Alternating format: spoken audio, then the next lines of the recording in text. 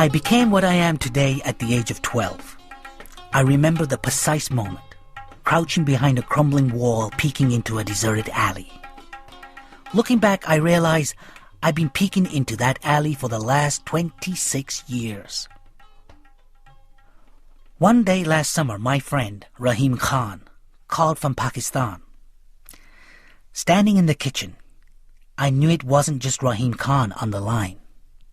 It was my past of unatoned sins. After I hung up, I went for a walk in Golden Gate Park. I glanced up and saw a pair of kites, red with long blue tails, soaring in the sky. And suddenly, Hassan's voice whispered in my ear, "For you, 1,000 times over." Hassan, the hare-lipped kite runner. I sat on a bench and thought about something Rahim Khan said before he hung up. "There is a way to be good again." I thought of the life I'd lived in Kabul until the winter of 1975 came along and changed everything.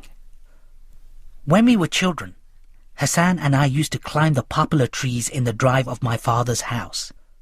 We'd sit across from each other laughing, pelting each other with dried mulberries.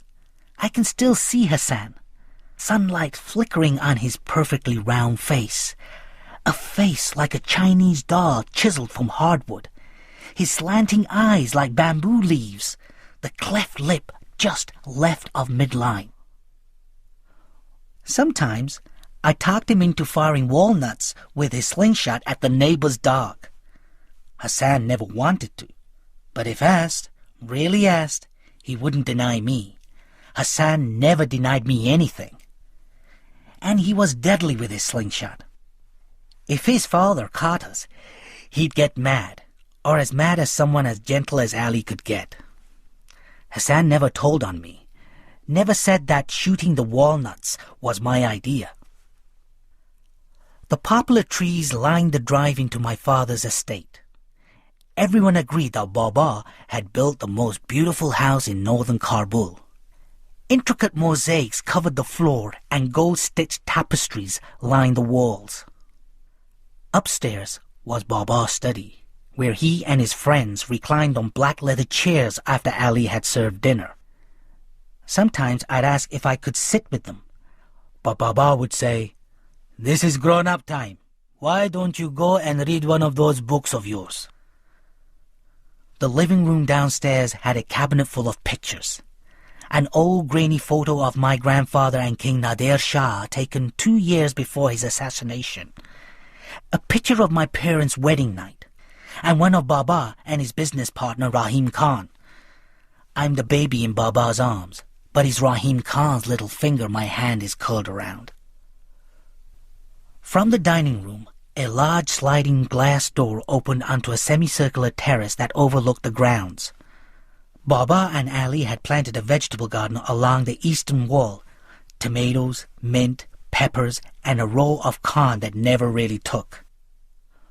At the southern end of the garden was a modest little mud hut where Hassan lived with his father.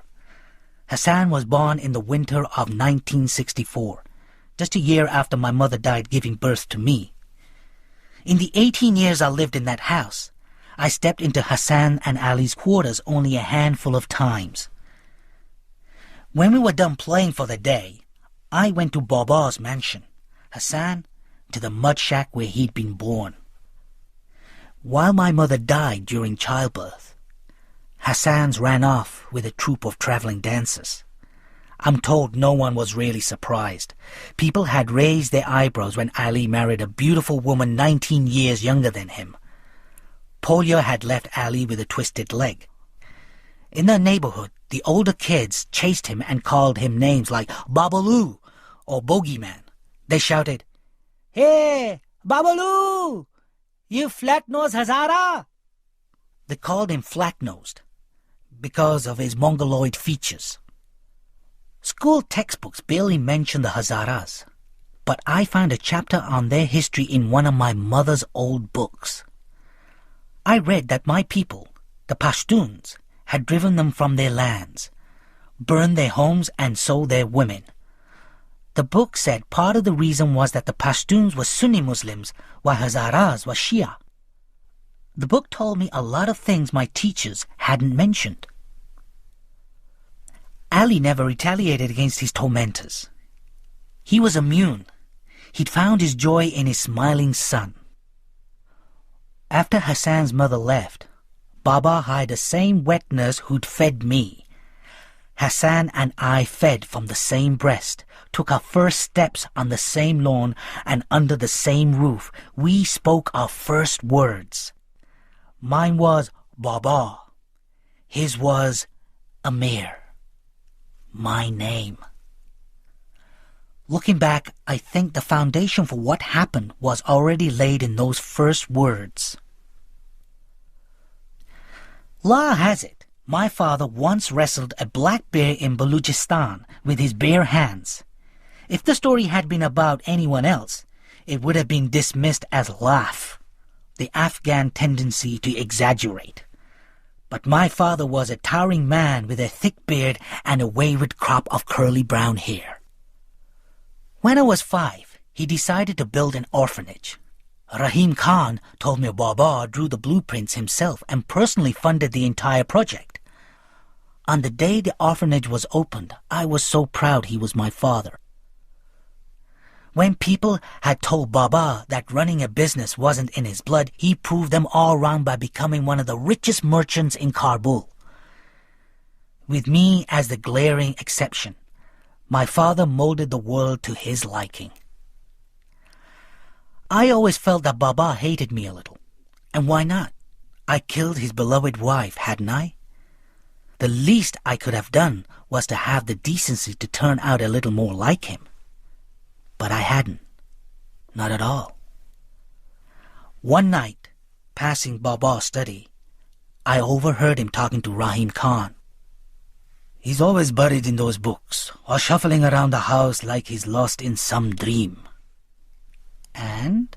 Came Rahim Khan's voice. I wasn't like that. Rahim Khan laughed. Children aren't coloring books.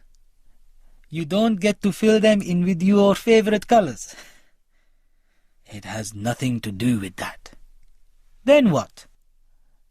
Sometimes I look out of this window, and I see him playing on the street. I see how the other boys push him around, and he never fights back. He just drops his head. So he's not violent, Rahim Khan said. It's more than that. There is something missing in that boy. Yes, a mean streak. Self-defense has nothing to do with meanness. You know what happened when the other boys tease him? Hassan steps in and fends them off. And when they come home, I say to him, "How did Hassan get that scrape on his face?" And he says, "He fell down. If I hadn't seen the doctor pull him out of my wife with my own eyes, I'd never believe he's my son." The next morning, while he was preparing my breakfast, Hassan asked me if something was wrong. I snapped at him to mind his own business. Rahim Khan had been wrong about the mean streak. The curious thing was, I never thought of Hassan and me as friends. Never mind that to me, the face of Afghanistan is that of a boy with a Chinese doll face perpetually lit by a hair-lipped smile. Because history isn't easy to overcome, neither is religion. In the end, I was a Pashtun, and he was a Hazara. I was Sunni, and he was Shia, and nothing was ever going to change that. During the school year, we had a daily routine. By the time I dragged myself out of bed, Hassan had already prayed the morning namaz with Ali and prepared my breakfast. While I ate and complained about homework, Hassan made my bed, ironed my outfit for the day, packed my books and pencils. Then Baba and I drove off in his black Ford Mustang, and Hassan stayed at home and helped Ali with the day's chores. After school, Hassan and I usually met up, grabbed a book, and trotted up the hill just north of the house. There was an abandoned cemetery at the top with a pomegranate tree near the entrance. I carved our names on it, Amir and Hassan, the Sultans of Kabul. We climbed into his branches, then I would read to Hassan. That Hassan would grow up illiterate like Ali had been decided the day he had been born. When I was in 5th grade, we had a mullah who taught us about Islam.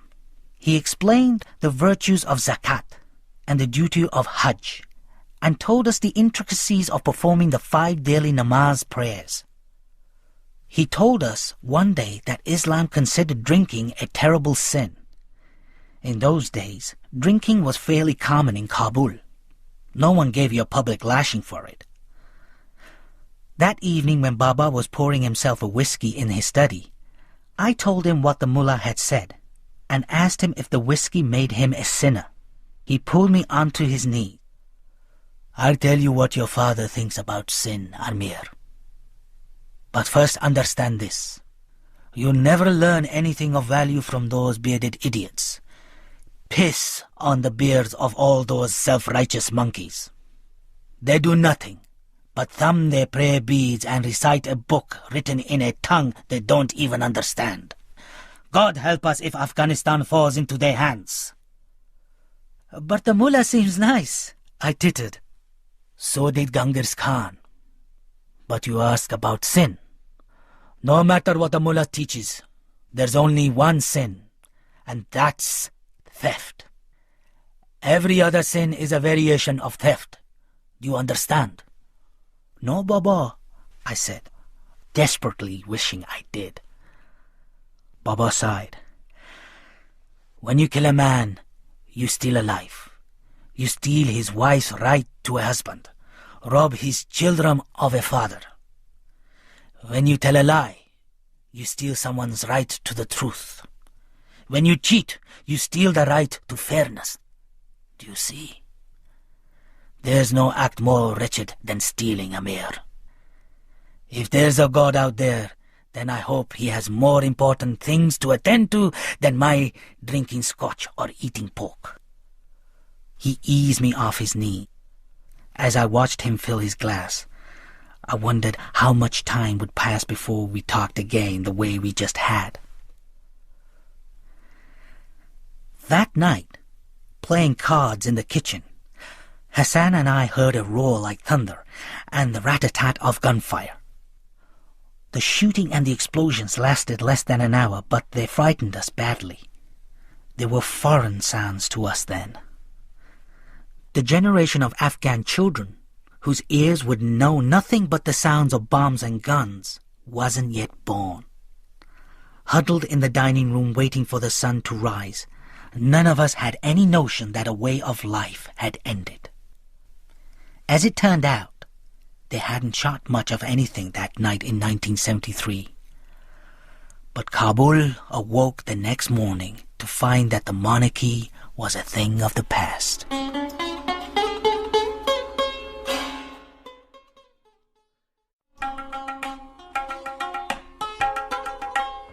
The morning after the coup, Hassan and I were on our way up our hill when a rock struck Hassan in the back.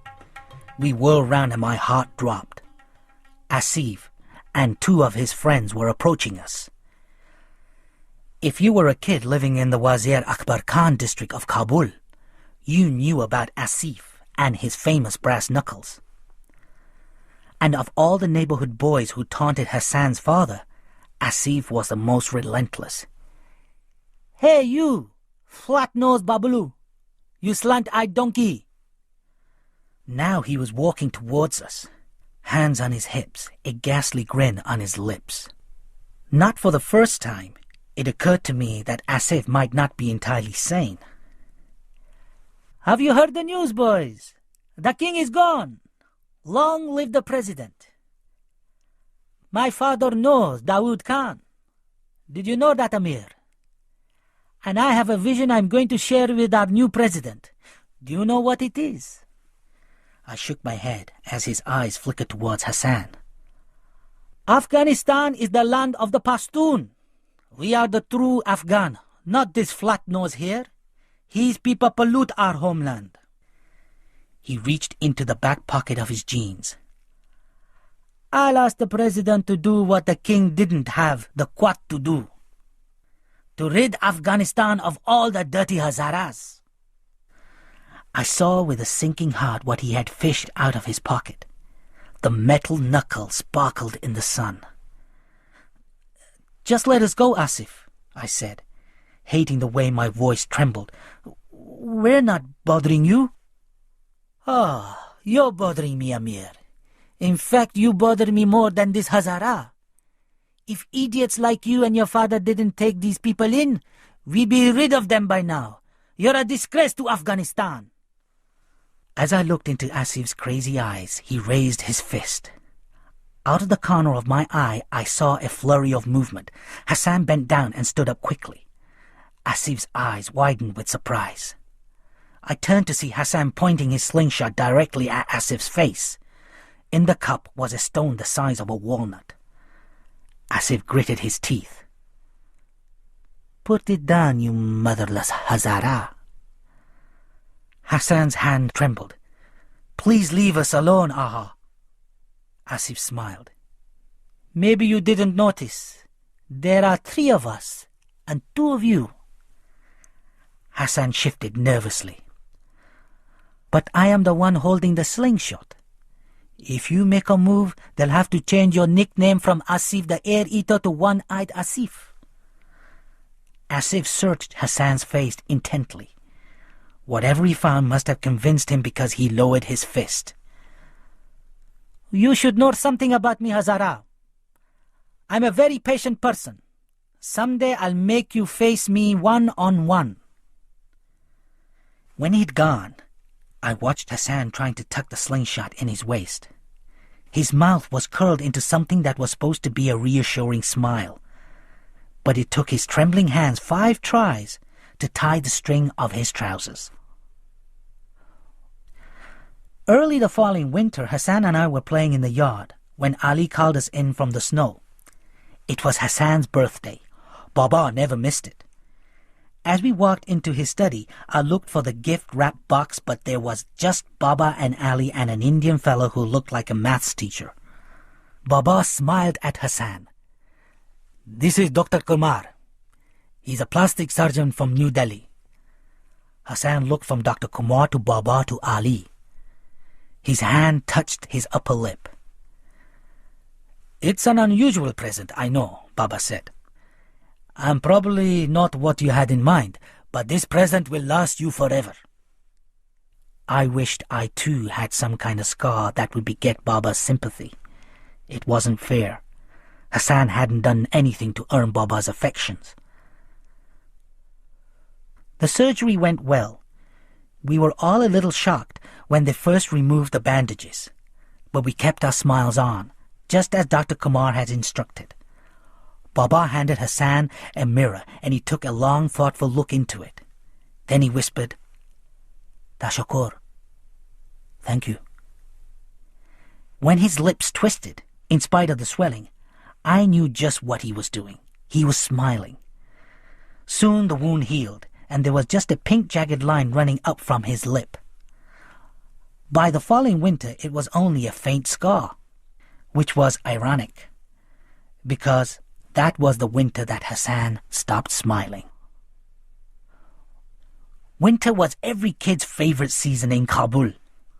The schools were closed and Hassan and I spent months playing cards by the stove, building snowmen, and of course, flying kites and running them. I loved winter even more because as the trees froze, the chill between Baba and me thawed a little. And the reason for that was the kites.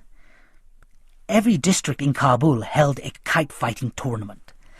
And if you were a boy living in Kabul, the day of the tournament was the highlight of the season. Hassan and I spent hours making our own string, or ta. We'd feed up to 500 feet of it through a mixture of ground glass and glue, and then wind it round a wooden spool. By the time the snow melted, every boy in Kabul bore telltale horizontal gashes on his fingers from a winter of fighting kites. The kite fighting tournament started early in the morning and didn't end until only the winning kite flew in the sky. The streets were filled with kite fighters, jerking and tugging on their lines, squinting up to the sky trying to gain position to cut the opponent's line. Every kite fighter had an assistant. In my case, Hassan. The rules were simple. Fly your kite, cut the opponent's, good luck. The real fun began when a kite was cut. That was where the kite runners came in. The kids who chased the wind-blown kite until it came spiraling down in a field or dropping on someone's rooftop. For the kite runners, the most coveted prize was the last remaining kite of a winter tournament. It was a trophy of honor, something to be displayed on a mantelpiece for guests to admire. Over the years, I'd seen a lot of guys run kites, but Hassan was by far the greatest. It was downright eerie the way he always got to the spot the kite would land before the kite did, as if he had some sort of inner compass. Once, when a crowd of runners set off in one direction, he ran round a corner the opposite way from the way that the kite was drifting. "We're losing it!" I cried. "Trust me," he called, his head down as he bolted along, not even looking at the sky. We ended up on a rutted dirt road. Hassan sat cross-legged at the foot of a tree eating a fistful of dried mulberries. "What are we doing?" I panted. "Sit with me, Amir Aha. It's coming." "How could you know?" "Would I ever lie to you, Amir?" "I don't know. Would you?" Hassan looked in my eyes. "I rather eat dirt." To this day, I find it hard to gaze directly at people like Hassan, people who mean everything they say. Then I looked up and saw the kite plummeting towards us, heard shouts, saw a melee of kite runners, but they were wasting their time. Hassan stood with his arms wide open, waiting. And may God strike me blind if the kite didn't just drop into his outstretched arms. In the winter of 1975, word had it the tournament was going to be the biggest for 25 years. A few nights before, Baba and I were sipping tea in his study when he said casually, "I think maybe you'll win this year. What do you think?" I didn't know what to think. I was a good kite fighter. A few times I'd even come close to winning.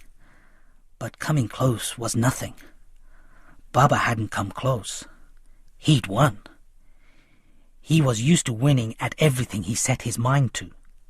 However, his comment planted a seed in my head. I would win the tournament, and I was going to run that last kite and bring it home to Baba. Show him once and for all that his son was worthy. The morning of the competition, the streets glistened with fresh snow and the sky was a blameless blue. When Hassan and I stepped through the wrought iron gates, I turned to our rooftop and saw Baba and Rahim Khan sitting on a bench sipping tea. Suddenly, I wanted to go home. Why was I putting myself through this? "I'm not sure I want to fly a kite today." Hassan looked at me. "But it is a beautiful day." He licked his finger, held it to test the wind and smiled. "Let's fly." He lifted our kite and ran. The spool rolled in my hands. Hassan stopped about 50 feet away and held the kite high over his head. I jerked the string twice, our sign, and Hassan tossed the kite. Within a minute, it was rocketing to the sky. At least 24 kites were already swooping like paper sharks roaming for prey. Within an hour, the number doubled. Soon the cutting started, and the first of the defeated kites whirled out of control. They fell from the sky like shooting stars, with brilliant rippling tails. I kept stealing glances at Baba on the roof. They were coming down all over the place now, and I was still flying. A red kite was closing in on me. I tangled with it, and triumphed when he became impatient and tried to cut me from below. Within another hour, the number of surviving kites dwindled to 12. My legs ached, my neck was stiff, but with each defeated kite, hope grew in my heart. but my eyes kept returning to a blue kite that had been wreaking havoc. "How many he cut?" I asked Hassan. "I count 11. I didn't dare look at the roof. I had to concentrate. The tension was as taut as the glass string. People were stomping their feet, calling, "Cut him! Cut him!" All I heard was the blood thudding in my head. All I saw was the blue kite, and suddenly I knew I was going to win. A gust of wind lifted my kite, and I took advantage, looped my kite on top of the blue one, and held position. The blue kite tried to maneuver out of trouble, but I didn't let go. "You're almost there," Hassan panted. Then the moment came. I closed my eyes and loosened my grip on the string. It sliced my finger as the wind dragged, and then I didn't need to hear the crowd roar to know. Hassan was screaming, and his arms were wrapped around my neck. "Bravo! Bravo!" I opened my eyes, saw the blue kite spinning wildly. Hassan looked up at me, and we smiled at each other. Then I was screaming, and everything was alive and good. I threw my free arm around Hassan, and we hopped up and down, both of us laughing, both of us weeping. "You won, Amira! We won!" was all I could say. I saw Baba on our roof pumping both of his fists. And that, right there, was the single greatest moment of my 12 years of life. Seeing Baba proud of me at last. But then he was motioning with his hands. Hassan looked at me. "We celebrate later. Right now, I'm going to run that blue kite for you." He had already reached the street corner when he stopped and turned, cupping his hands round his mouth. "For you, 1,000 times over!"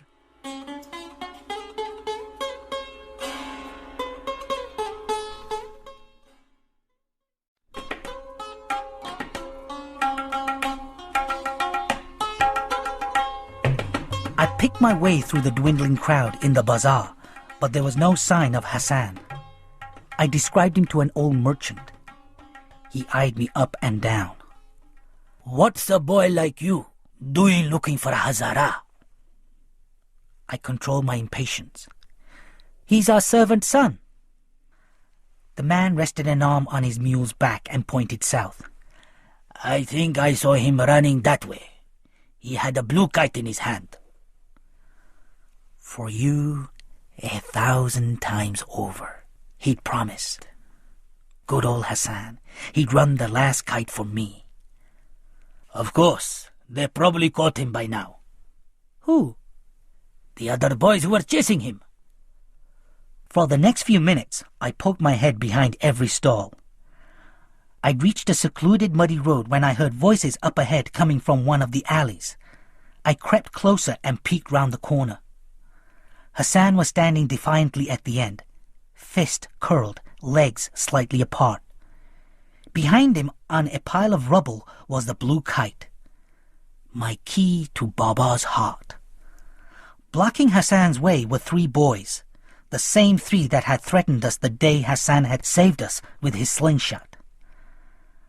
Asif was twirling his familiar brass knuckles.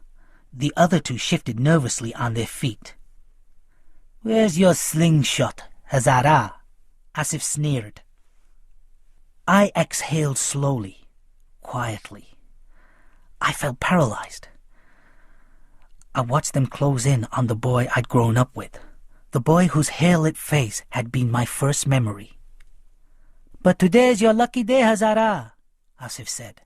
"I'm in a mood to forgive. What do you say to that, boys?" "That's generous," one of them blurted. He was trying to sound like Asif, except there was a tremor in his voice. Then I understood. He wasn't afraid of Hassan, he was afraid because he had no idea what Asif had in mind. Asif waved his hand. "Of course, nothing is free in this world, and my pardon comes with a small price. It's going to cost you that blue kite." Even from where I was standing, I could see the fear in Hassan's eyes, but he shook his head. Amir won the tournament fair and square, and I ran this kite for him. This is his kite. Oh, loyal Hazara! Loyal as a dog, Asif sneered. But before you sacrifice yourself for him, think. Would he do the same for you? Have you ever wondered why he never includes you in games when he has guests? I tell you why, Hazara.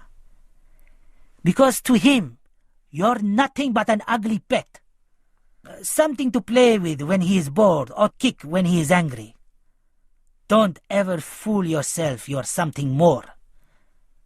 Amir Aha and I are friends, Hassan said. Asif laughed. You pathetic fool. Now, just give us that kite. Hassan stooped and picked up a rock. Whatever you wish. Asif unbuttoned his coat. I opened my mouth, almost said something. Almost. The rest of my life might have turned out differently if I had. But I didn't. I just watched. Asif motioned to the other two. I've changed my mind. I'd let you keep the kite. So, it will always remind you of what I'm about to do. Then he charged, knocking Hassan to the ground. The other two followed. I closed my eyes. But when I opened them again, there were two things I couldn't stop looking at. One was the blue kite. The other was Hassan's pants, thrown on a heap of eroded bricks. All I want you weaklings to do is to hold him down. Asif unzipped his jeans. Hassan didn't struggle, didn't even whimper. He moved his head slightly, and I caught a glimpse of his face, saw the resignation in it. It was the look of the lamb. I stopped watching, turned away from the alley. I realized I was weeping. I had one final opportunity to decide who I was going to be. I could step into that alley, stand up for Hassan the way he'd stood up for me, or I could run. In the end, I ran. Back in the bazaar, I hid behind a stall. 15 minutes later, I heard voices and watched Asif and the other two sprinting by, laughing. I forced myself to wait 10 more minutes. Then I walked back towards the alley. Hassan was walking slowly towards me. He had the blue kite in his hands. That was the first thing I saw. His shirt was ripped. He was swaying on his feet as if he was going to collapse. Then he steadied himself, handed me the kite. "Where were you?" I said. I've been looking for you."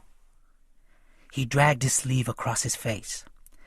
I waited for him to say something, but we just stood there in silence. I was grateful for the early evening shadows that fell on his face and concealed mine. I was glad I didn't have to return his gaze.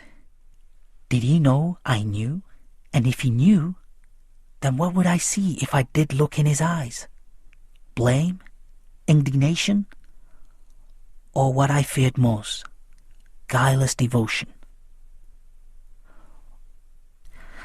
It happened just the way I'd imagined. I opened the door to the study. Baba and Rahim Khan turned their heads and a smile played on my father's lips. I put the kite down, walked into his open arms, buried my face in the warmth of his chest and wept. Baba held me close, rocking me back and forth. In his arms, I forgot what I had done, and that was good. For a week, I barely saw Hassan. I woke to find breakfast already on the kitchen table, my clothes ironed. Hassan used to wait for me before he started ironing so we could talk. Now, only the folded clothes greeted me, and a breakfast I hardly ate. "Lately, all he seemed to want to do is sleep," said Ali. "After the kite tournament, he come home a little bloody." Did something happen to him, Amer? I shrugged. How should I know? Maybe he's sick. Baba and I were finally friends. We'd gone to the zoo and then the kebab house, and Baba had told me stories of his travels to India and Russia. That should have been fun. I finally had what I wanted all those years. Except now that I had it, I felt empty. That night in my room, a wedge of moonlight streamed in through the window. I watched Hassan get raped, I said aloud. A part of me was hoping someone would hear, so I wouldn't have to live with this lie anymore. But in the silence that followed, I understood the nature of my new curse. I was going to get away with it. My memory of the rest of the winter is pretty hazy. I was fairly happy when Baba was home. But when he was out, I closed myself in my room and I read. To my dismay, Hassan kept trying to rekindle things between us. One day he knocked on my door. "What is it?" "I'm going to the baker," he said from the other side. "I wondered if you want to come along." I think I'll just read," I said, rubbing my temples. Lately, every time Hassan was around, I was getting a headache. "It's a sunny day." "I can see that." "Might be fun to go for a walk." "You go." Something thumped against the door, maybe his forehead. "I don't know what I have done, Amer Haha. I wish you'd tell me." "You haven't done anything, Hassan. Just go." "You can tell me. I stopped doing it." I snapped. "I want you to stop harassing me. I want you to go away." I wished he'd break the door open and tell me off. It would have made things easier, but he didn't. When I opened the door a minute later, he wasn't there. I fell on my bed, buried my head under the pillow, and cried. Hassan milled about the periphery of my life after that. But even when he wasn't around, he was. He was there in the warm slippers left outside my door, in the wood already burning in the stove when I came down for breakfast. Everywhere I turned, I saw signs of his loyalty, his goddamn unwavering loyalty. Early in the spring, a few days before the new school year started, Baba and I were planting tulips in the garden when I came right out and said it. "Baba, have you ever thought about getting new servants?" He buried his trowel in the dirt. "What did you say?" I was just wondering, that's all." "Why would I ever want to do that?" "It was just a question." I was already sorry I'd spoken. "Is this about you and Hassan? I know there is something going on between you, but whatever it is, you have to deal with it." He picked up his trowel. "I grew up with Ali. My father took him in. He loved Ali like his own son. 40 years Ali's been with my family, and you think I'm just going to throw him out?" He shook his head. "You bring me shame, Amir. Hassan's not going anywhere. Do you understand?" I picked up a fistful of soil and let it pour between my fingers. I said, "Do you understand? Hassan stays right here with us, where he belongs. This is his home, and we're his family. Don't you ever ask me that question again." One sluggish, hazy afternoon early that summer, I asked Hassan to go up the hill with me. Told him I wanted to read him a new story I'd written. He was hanging clothes to dry, and I saw his eagerness in the hurried way he finished the job. We climbed the hill, making small talk, and at the top we sat under the shade of our pomegranate tree. I put the story on the ground, then picked up an overripe pomegranate and stood up. "What would you do if I hit you with this?" Hassan's smile wilted. Next to him, the pages of the story I'd promised to read fluttered in the breeze. I hurled a pomegranate at him. It struck him in the chest, exploding in a spray of red pulp. Hassan's cry was pregnant with surprise and pain. "Hit me back!" I snapped. Hassan looked from the stain on his chest to me. "Get up! Hit me!" Hassan did get up, but he just stood there, looking dazed. I hit him with another pomegranate, on the shoulder this time. "Hit me back!" I wanted him to give me the punishment I craved, so maybe I'd finally sleep at night. Maybe then things could return to how they used to be between us. But Hassan did nothing as I pelted him again and again. I don't know how many times I hit him. All I know is that when I finally stopped, exhausted and panting, Hassan did pick up a pomegranate. He walked towards me, opened it, and crushed it on his own forehead. "There," he croaked. "Are you satisfied?" Then he turned and started down the hill.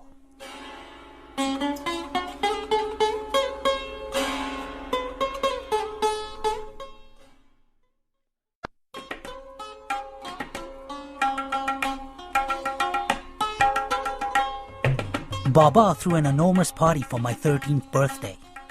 Sitting in my room the next morning, I ripped open box after box of presents and several envelopes containing cash. I didn't want any of it. It was all blood money. Baba would have never thrown me a party if I hadn't won the kite tournament. Baba gave me 2 presents, a bicycle and a wristwatch. I didn't even try the watch on. When I went downstairs, Ali appeared. "The opportunity never presented itself last night for Hassan and me to give you this. We hope you like it. Happy birthday." "Thank you, Ali." I opened the parcel and found a brand new hardback copy of the Shahnama, the book Hassan most loved me to read him. "Hassan said your copy was old and ragged, that pictures are hand-drawn in this one." "It's beautiful," I said, and it was. And I suspected not inexpensive either. I wanted to tell Ali it wasn't the book, but I who was unworthy. "Thank Hassan for me," I said. I ended up tossing the book on the pile of gifts, but my eyes kept going back to it. Before I went to bed that night, I asked Baba if he'd seen my new watch anywhere. The next morning, I waited in my room until Ali and Hassan had gone to the bazaar. Then I took a couple of envelopes of cash and my watch, and I tiptoed out. I crossed the yard and entered Ali and Hassan's hut. I lifted Hassan's mattress and planted my new watch and a handful of banknotes under it. Then I knocked on Baba's door and told him what I hoped would be the last in a long line of shameful lies. They'd both been crying. I could tell from their eyes. They stood before Baba, hand in hand, and I wondered how and when I'd become capable of causing this kind of pain. Baba came right out and asked, "Did you steal that money? Did you steal Amir's watch, Hassan?" Hassan's reply was a single word. "Yes." I flinched as if I'd been slapped. I almost blurted out the truth. Then I understood. This was Hassan's final sacrifice for me. If he had said no, Baba would have believed him because we all knew Hassan never lied. And if Baba believed him, then I would be revealed for what I really was. Baba would never forgive me. And that led to another understanding.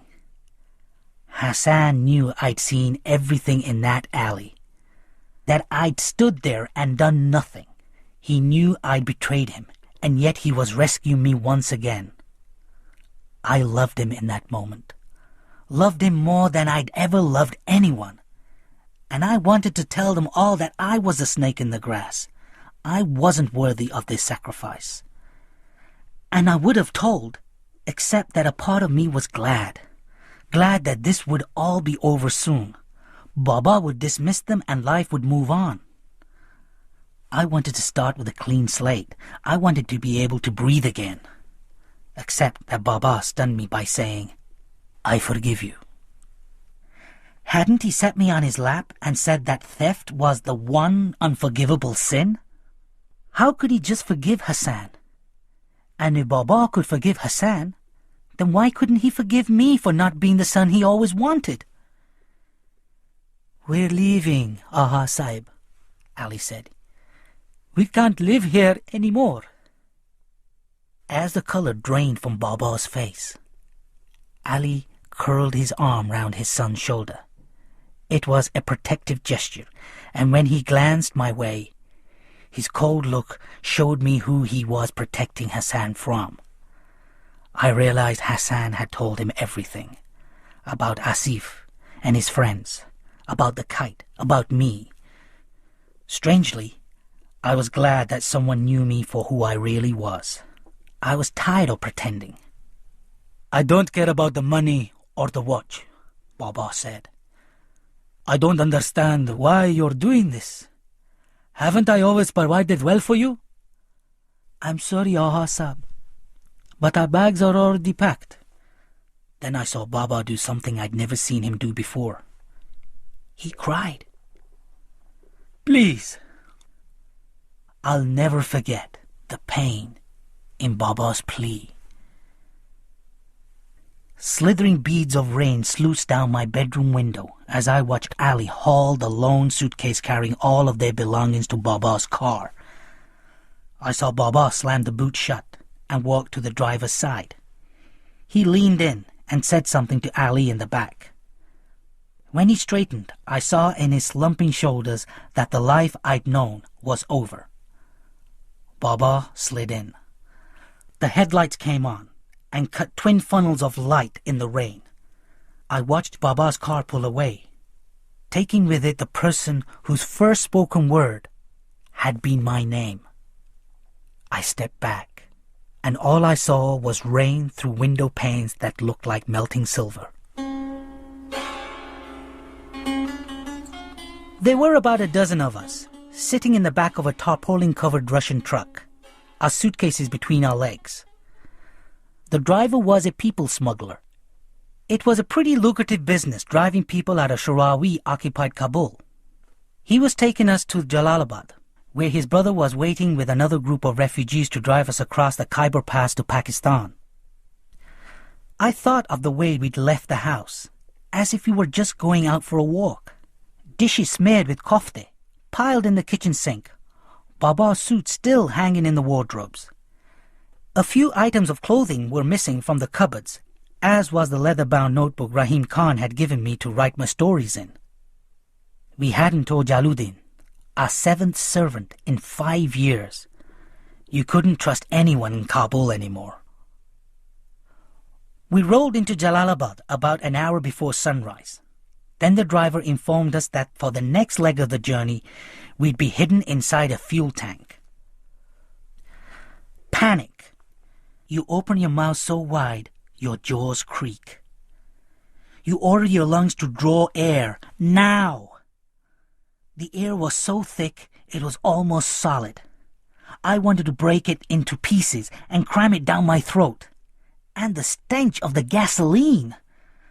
My eyes stung from the fumes. You could die in a place like this, I thought. And then a small miracle. Baba tugged at my sleeve, and something glowed green in the pitch black. Baba's wristwatch. I kept my eyes glued to the fluorescent green hands as the truck bounced from side to side and heads banged against metal. "Think of something good," Baba said in my ear. I let my mind wander. Hassan and I stand, ankle deep in grass, our eyes turned up to the kite in the sky. I'm tugging on the line. Hassan lets the spool roll. The kite spins, dips, steadies. Our twin shadows dance on the rippling grass. The rest of the journey is a haze, until the blinding light of the early morning as I climbed out of the fuel tank. "We're in Pakistan, Amir," Baba said. My eyes turned to our suitcases. They made me sad. After everything Baba had dreamed, planned, fought for, this was a summation of his life. 1 disappointing son and 2 suitcases. Baba loved the idea of America. It was living in America that gave him an ulcer. I remember the two of us walking through the park a few streets from our apartment. Baba enlightened me with his politics. He loathed Jimmy Carter, whom he called Big Tooth Cretin. In 1980, when the U.S. announced it would boycott the Olympic Games in Moscow, he exclaimed, "Brezhnev is massacring Afghans, and all that peanut eater can say is, 'I won't come swim in your pool.'" What America needed, he said, was a man to be reckoned with. And that someone came in the form of Ronald Reagan. Most of our neighbors in Fremont were bus drivers, gas station attendants, and unwed mothers collecting welfare. Baba was the lone Republican. The Bay Area smog stung his eyes, and the traffic noise gave him headaches. The fruit was never sweet enough, the water never clean enough. He missed the sugarcane fields, missed people milling in and out of his house, missed walking down the bustling aisles of the bazaar and greeting people who knew him and his father, knew his grandfather. For me, America was a place to bury my memories. For Baba, a place to mourn his. "Maybe we should go back to Peshawar," I said. We'd spent 6 months there waiting for our visas. "You were happier there, Baba." "Peshawar was good for me. Not good for you." I reached across the table and put my hand on his. My student hand, clean and soft, on his laborer's hand, grubby and calloused. I thought of the train sets and bikes he'd bought me in Kabul. Now America. One last gift for Amir. Just 1 month after we arrived, Baba found a job as an assistant at a gas station. He was determined not to live on welfare. 6 days a week he pulled 12-hour shifts pumping gas, changing oil, and washing windshields. In the summer of 1983, I graduated from high school. At 20, I was by far the oldest senior tossing his motorboard on the football field. I remember losing Baba in the crowd. He was wearing his only suit, the same brown suit he wore to Afghan weddings and funerals, and the red tie I'd bought for his 50th birthday that year. When I found him, he motioned for me to wear my motorboard and took a picture. I smiled for him. In a way, this was his day, more than mine. He curled his arm round my neck and gave my forehead a single kiss. "I am Muftakir, Amir," he said. Proud. I liked being on the receiving end of that look. We went to a kabob house and then a bar across the street. He treated everyone to drinks. Baba always knew how to start a party. When we left, everyone was sad to see him go. Kabul, Peshawar, California, same old Baba, I thought, smiling. I drove home in his old Buick. "Keep driving to the end of the block," he commanded. He had me park at the south end of the street and handed me a set of keys. "There," he pointed to the car in front of us. "It needs painting, and I'll have one of those guys at the garage put in new shocks. But it runs." I took the keys, stunned. "You'll need it to go to college," he said. My eyes filled with tears. "Thank you, Baba." He smiled and leaned back against the headrest. "I wish Hassan had been with us today." A pair of steel hands closed around my windpipe. I rolled down the window, waited for the steel hands to loosen their grip.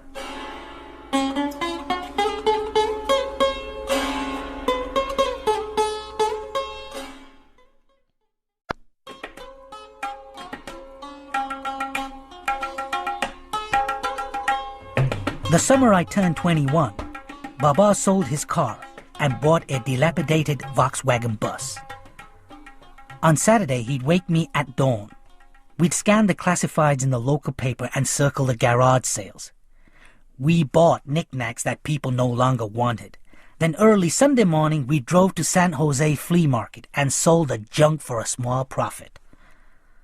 By that summer, Afghan families were working an entire section of the market.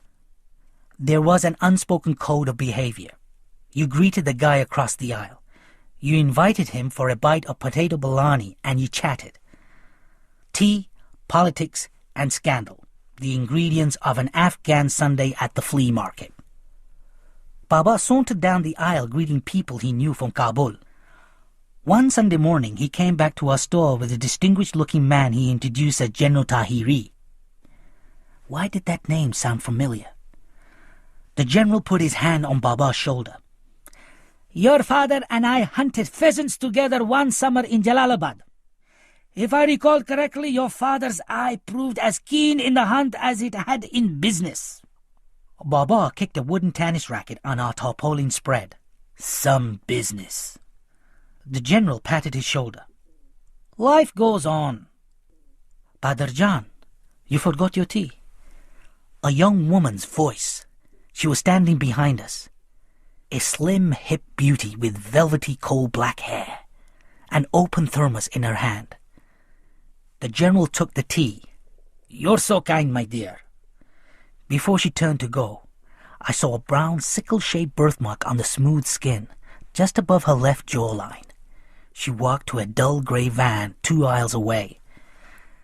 My daughter Soraya. General Tahiri took a deep breath like a man eager to change the subject and checked his gold pocket watch. Well, time to go and set up. For the rest of that day, I fought the urge to look towards the grey van. It came to me on our way home. Tahiri. Wasn't there some story floating around about Tahiri's daughter? I asked casually. You know me, Baba said. Talk turns to gossip, and I walk away. He looked at me coyly. Why do you ask? I shrugged. All I've heard is there was a man once, and things didn't go well. He said this gravely, as if he disclosed she had breast cancer. Oh. I hear she's a decent girl, hardworking and kind. But no suitors have knocked on the general's door since. It may be unfair, but it's what happens.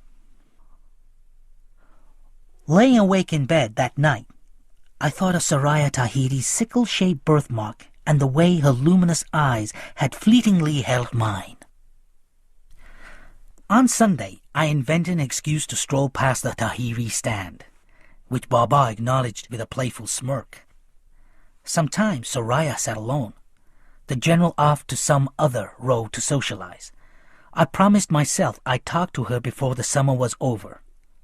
Then one sweltering Sunday, I spotted the Tahiri van next to a kiosk selling mangoes on a stick. She was alone, reading. Salam. I didn't mean to disturb you. Is General Saib here today? She pointed to her right. Her bracelet slipped down to her elbow, silver against olive. Will you tell him I stopped by to pay my respects? My name is Amir. I began to leave, stopped, and turned. I said it before I had a chance to lose my nerve. Can I ask you what you're reading? I felt the collective eyes of the flea market shift to us. This was teetering dangerously on the verge of gossip material. By Afghan standards, my question had been bold. Would she take my dare? She turned the book so the cover faced me. Wuthering Heights. Have you read it? I nodded. Sad stories make good books, she said. As we started chatting, her eyes flicked from side to side, checking for the general, I suppose.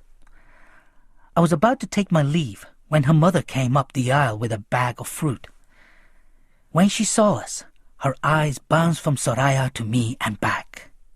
She smiled. Amirjan, my husband has told me all about you. It's good to see you. How is your father? He's well, thank you. You know your grandfather, the judge? Now his uncle and my grandfather were cousins. So you see we're related. She smiled again. If I was going to have an adversary, it wouldn't be her. For a few weeks after that, I'd wait until the general went for a stroll, then walked past the Tahiri stand. If Soraya's mother was there, she'd offer me tea. I liked it when she was there.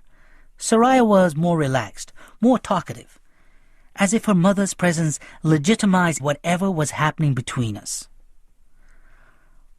That summer, Baba caught a cold. It started with a hacking cough and sniffles. He got over the sniffles, but the cough persisted. 2 weeks later, I caught him coughing blood-stained phlegm into the toilet. I took him to the doctor, who referred him to the pulmonary clinic. He's got a spot on his lung, the young doctor said. Cancer? Baba asked casually. Possible. It's suspicious, anyway. The specialist was a softly spoken Iranian. He told us he'd have to perform a bronchoscopy to get a piece of the lung mass for pathology. As I helped Baba out of the office, I turned over the new word in my mind. Mass seemed even more ominous than suspicious. It turned out that, like Satan, cancer had many names. Baba's was called oat cell carcinoma. Inoperable. He refused any palliative treatment.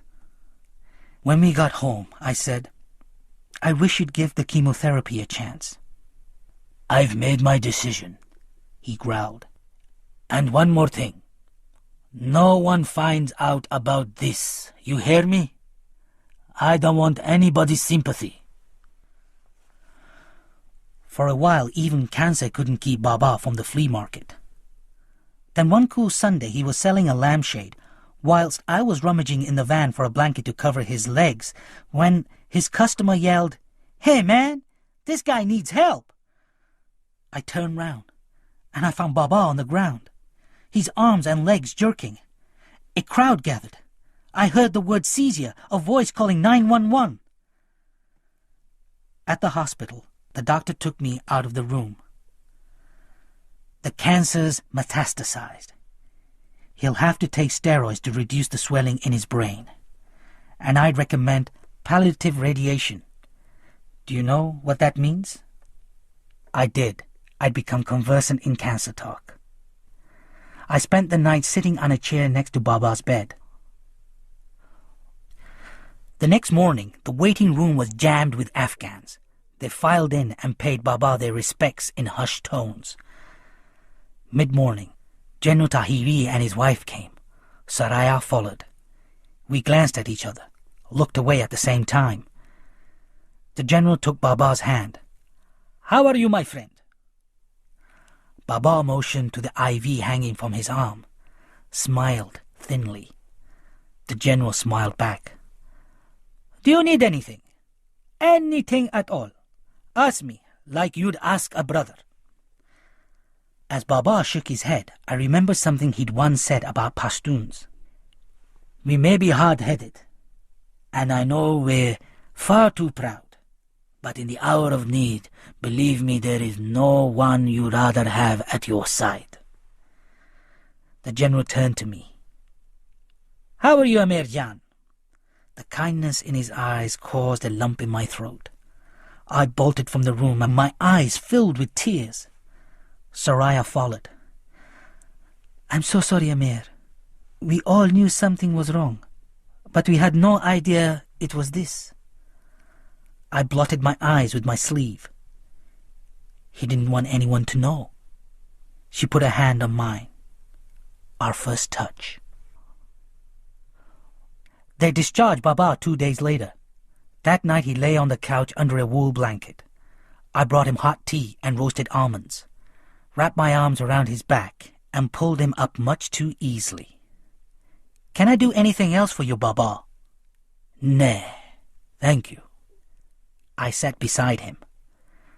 Then I wonder if you'll do something for me, if you're not too exhausted. What? I want you to ask General Tahiri for his daughter's hand. Baba's dry lips stretched into a smile. Are you sure? More sure than I've ever been about anything.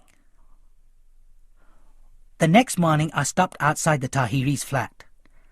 As I drove away, Baba was in the rear-view mirror, hobbling up the drive for one last fatherly duty. As instructed, I went home and waited. The phone rang just before noon. The general accepted. I sat down, my hand shaking. He did? Yes, but Saraya wants to talk to you first. There was a click, and then Saraya's voice. Amir? I was smiling. I'm so happy I don't know what to say. I'm happy too, but listen. There's something you need to know. I don't want us to start with secrets, and I'd rather you hear it from me. If it'll make you feel better, but it won't change anything. There was a pause at the other end. When we lived in Virginia, I ran away with an Afghan man. I was 18, rebellious, stupid, and he was into drugs. We lived together for almost a month. My father eventually found us and made me come home. I was hysterical. I said I hated him. When I got back, I saw my mother had had a stroke. The right side of her face was paralyzed. I felt so guilty. She didn't deserve that. My father moved her to California shortly after. There was a silence. How are you and your father now? We've always had our differences, but I am grateful he came for me. I really believe he saved me. Does what I told you bother you? A little. I owed her the truth. But I'd pondered this a lot in the weeks before I asked Baba to go to her parents. And in the end, the question that always came back to me was this. How could I, of all people, chastise someone for their past? Does it bother you enough to change your mind? No, Saraya, not even close. She broke into tears. I envied her. Her secret was out, dealt with. I opened my mouth and almost told her how I betrayed Hassan, driven him out, destroyed a 40-year relationship between Baba and Ali. But I didn't. I suspected there were many ways in which Saraya Tahiri was a better person than me. Courage was just one of them.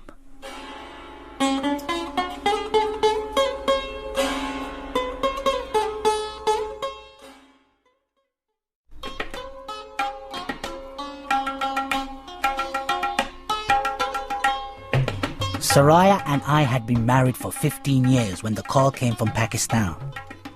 Rahim Khan was ill. He wanted me to go and see him. I drove to Golden Gate Park where dozens of miniature boats sailed. I glanced up and saw a pair of kites floating high above the trees. I thought about the comment Rahim Khan had made before hanging up. Come, there is a way to be good again. My suspicions had been right all those years. He knew about Asif, the kite, the wristwatch. He'd always known. As the taxi passed Peshawar University, we entered an area the driver referred to as Afghan Town. I saw sweet shops, carpet sellers, and tiny restaurants with maps of Afghanistan painted on their windows, interlaced with backstreet aid agencies. I thought about the last time I saw Rahim Khan. He'd come to say goodbye the night Baba and I fled from Kabul. I remember them embracing, crying softly. When we arrived in America, they kept in touch by phone. The last time I'd spoken to Rahim Khan was shortly after Baba's death. The driver pulled up by a narrow building. I walked up to the second floor and down a dim hallway. A thing made of skin and bones pretending to be Rahim Khan opened the apartment door. We sat on a wispy mattress and I poured tea from a small copper samovar. The conversation inevitably turned to the Taliban. Is it as bad as I hear? Worse. They don't let you be human. Rahim Khan had moved into Baba's house when we left. Later, when the Northern Alliance took over, different factions claimed different parts of Kabul. You practically needed a visa to go from one neighborhood to the other, so we just stayed put. People prayed the next rocket wouldn't hit their house. When the Taliban rolled in and kicked the alliance out, I actually danced on the street. Hope's a strange thing. A violent coughing fit gripped Rahim Khan and rocked his gaunt body. How are you? I asked. Dying, actually. He blotted his brow from one wasted temple to the other. I knew he read the next question on my face. Not long. Let me take you home with me. I can find a good doctor. They're coming up with new treatments all the time. I was rambling and I knew it. But it was better than crying. Rahim Khan chuckled. I see America has infused you with the optimism that made her so great. Look, I'm being pragmatic. I've seen several good doctors, and they're all given the same answer. There is such a thing as God's will. There was another reason I asked you to come. You know all those years I lived in your father's house? I wasn't alone. Hassan lived there with me. Hassan, the thorny old barbs of guilt bore into me. I thought of writing and telling you, but I wasn't sure you wanted to know. Was I wrong? I don't know. I'm going to ask something of you. But before I do, I want to tell you about Hassan. I didn't want to let your father's house go to rot, Amir Jan. It had meant so much to him. So one day, I drove to the village where Ali and Hassan moved, after Ali dismissed himself from the house. I found Hassan living in the only house in the village that had a walled garden. I had to make him stop kissing my hands when he saw me. He had grown so tall, but other than that, he had those same green eyes, that scar on his lip, that smile. You would have recognized him, Amir. I'm sure of it. We went inside and met his wife, Farzana. Hassan told me that Ali and his cousin had been killed by a landmine 2 years before. A landmine. Is there a more Afghan way of dying? Farzana made us a meal, and I told Hassan about the house and how I couldn't care for it by myself anymore. I asked him to move to Kabul with me.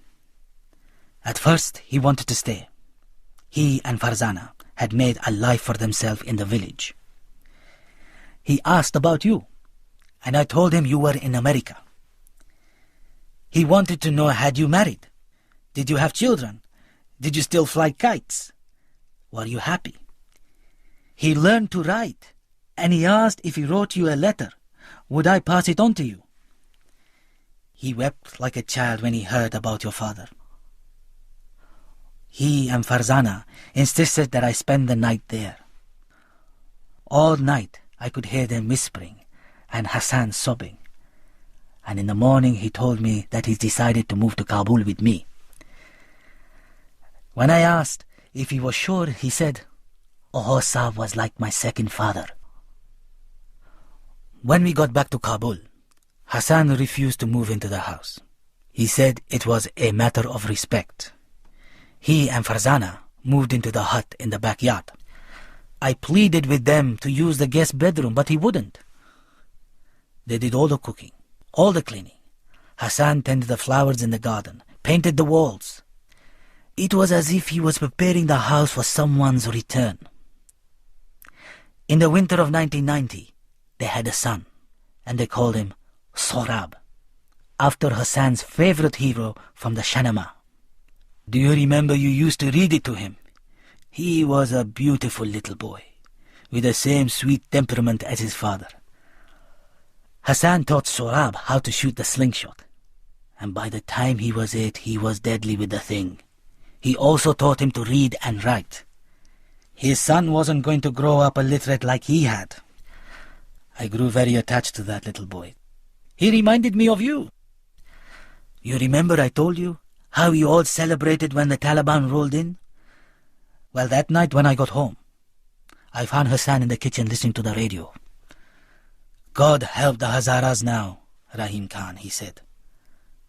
But the war is over, I said. There's going to be peace. A few weeks later, the Taliban banned kite fighting. 2 years later, they massacred the Hazaras in Mazar Sharif.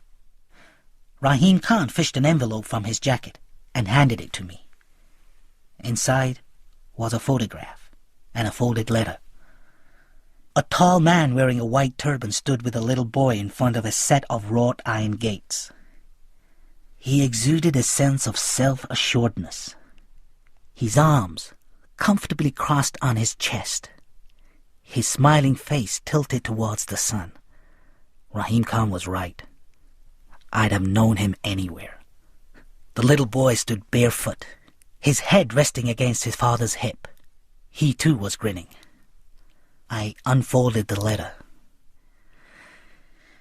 In the name of Allah, the most beneficent, the most merciful, Amir Aha, with my deepest respects.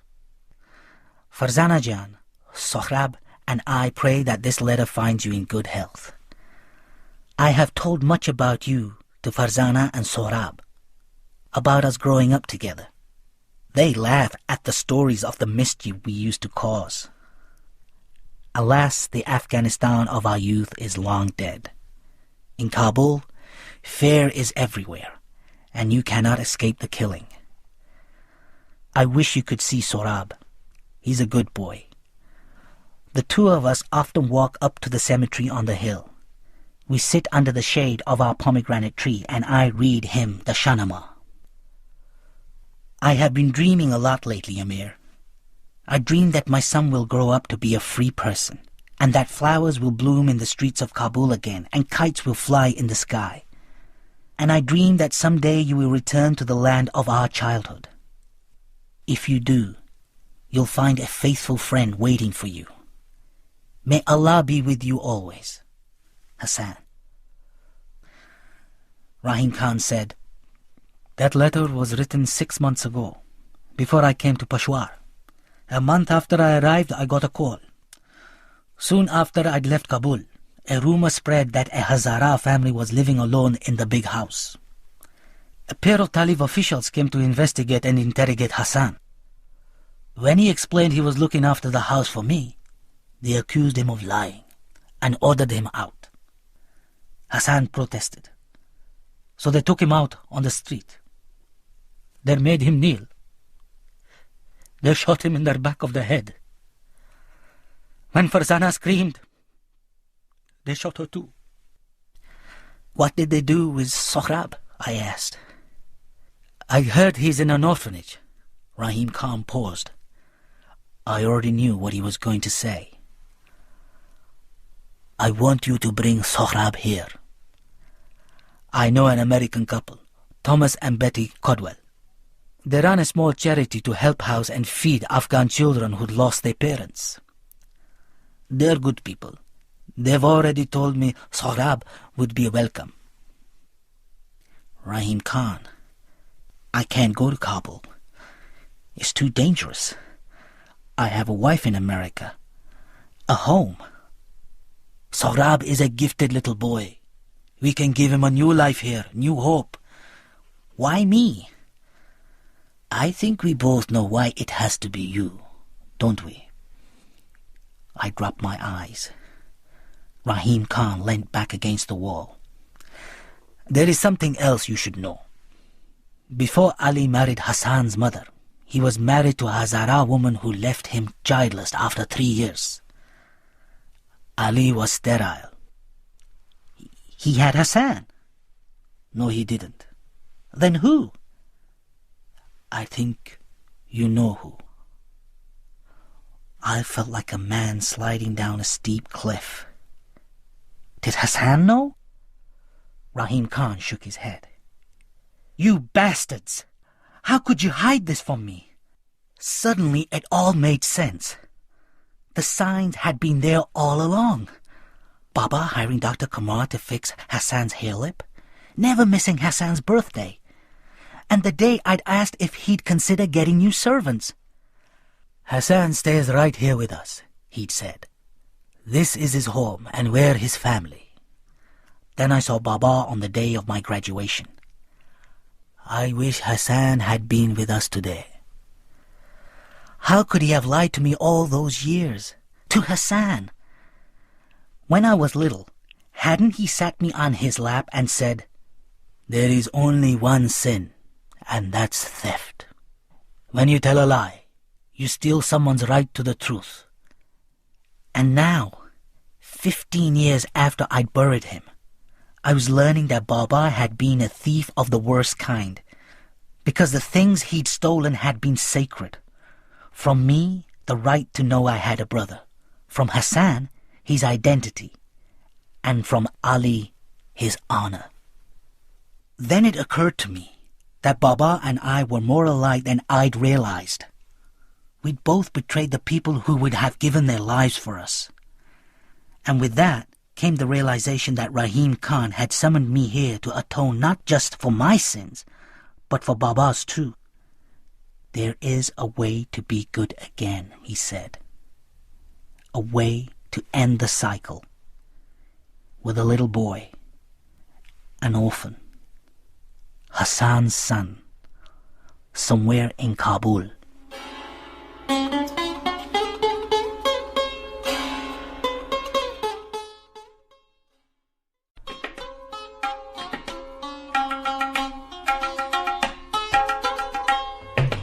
The drive through the tribal lands of the Khyber Pass was just as I remembered it when Baba and I had driven through back in 1974. The driver was a sullen man called Farid. Rahim Khan had warned me not to expect a warm welcome from those who stayed in Afghanistan and fought the wars. Farid was dressed much as I was, a rough woven woolen blanket wrapped over a grey Piran tumban. I was also wearing a false beard, provided by a man Rahim Khan knew who specialized in weaving them for journalists. Rahim Khan had wanted me to stay in Peshawar to plan more thoroughly, but I knew I had to leave as soon as possible. I was afraid the appeal of my life in America would draw me back, that I'd let it tempt me away from this one last chance of redemption.